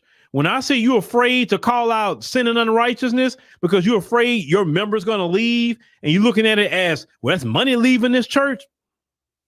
Can't do it. And let me tell you something. More people will support you if you called out sin and unrighteousness than going along with it to collect the check. I call out sin and unrighteousness all the time, and I'm not a preacher. And guess what? People support me. So if they support me and I'm nowhere near a preacher, then what about you? To me, you cosplaying a preacher just to get a bag, which is utterly despicable. And that's why a lot of black people have seen who you really are. You're nothing but a pandering, so-called preacher for the Democrats. And we are making sure to circle our wagons completely around to identify all the sellouts, the black preacher and the black politician. They have sold us down the river, but thank God that we are waking up. We see the error in all our ways for listening to you. You have been delegitimized. Because think about it, nobody respects the black preacher no more. I mean, at one point in time, black preachers come around like, oh, man, I'm not say that preacher coming around, reverend coming around. People don't pay attention to y'all no more. Why? Because y'all did that. Selling out for Democrats, sleeping around with people in the church, whether some woman, somebody's wife, sleeping around with somebody's husband. I'm talking about some of the male preachers. I ain't talking about the female ones. All kind of stuff going on. Look at people like Eddie Long. All that kind of stuff was going on in these churches. Please. But we gotta just hold the line, brothers and sisters. Just hold the line. In Georgia, hold the line. These Democrats don't deserve your vote at all. You want to vote for Trump? Like I said, great. You want to have vote for the couch? Great with me too. But these Democrats haven't done nothing for us, so why in the world should we go out and vote for them? Go figure. Follow me